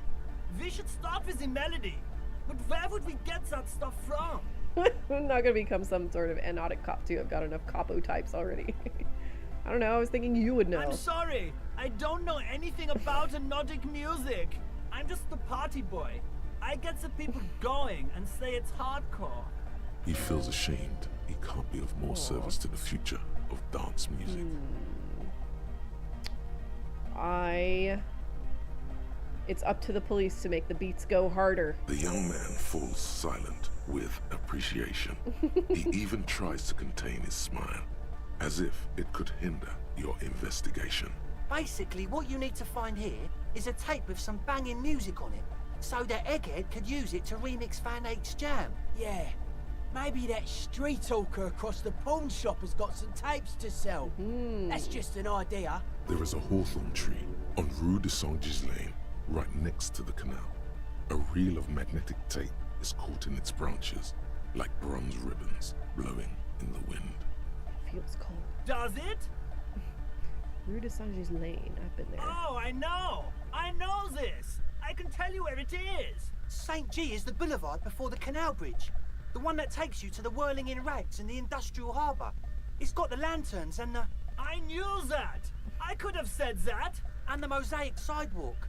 But it's all blocked with that stupid traffic jam right now.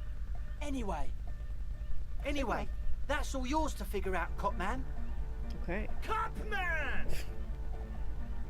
Oh, I do have a tape with me, don't I? Tape! Yeah! I got you this Spin banging the tape Megamix. until the space escape! Yeah! I guess I don't need this anymore, right? So, yeah, you can have it. Alright! No! Okay. No! This is gonna make people scared! Keep it positive! Keep the love in the house! Okay, fair. Yeah! Okay, goodbye. Alright, I think I'll... that was enough save scumming for one evening. I think I'm gonna leave it there and return on Thursday. And I'll probably end that with getting this dance to work for me. Maybe we'll find Egghead a proper tape from the pawn shop guy. So, I'll be back on Thursday. Do this again. I feel better now. I feel catharted. it's the past tense of catharsis. You know that. Yeah, certainly feeling better than I did when I first hopped on here. Thank you for indulging my hour of ranting. See you Thursday.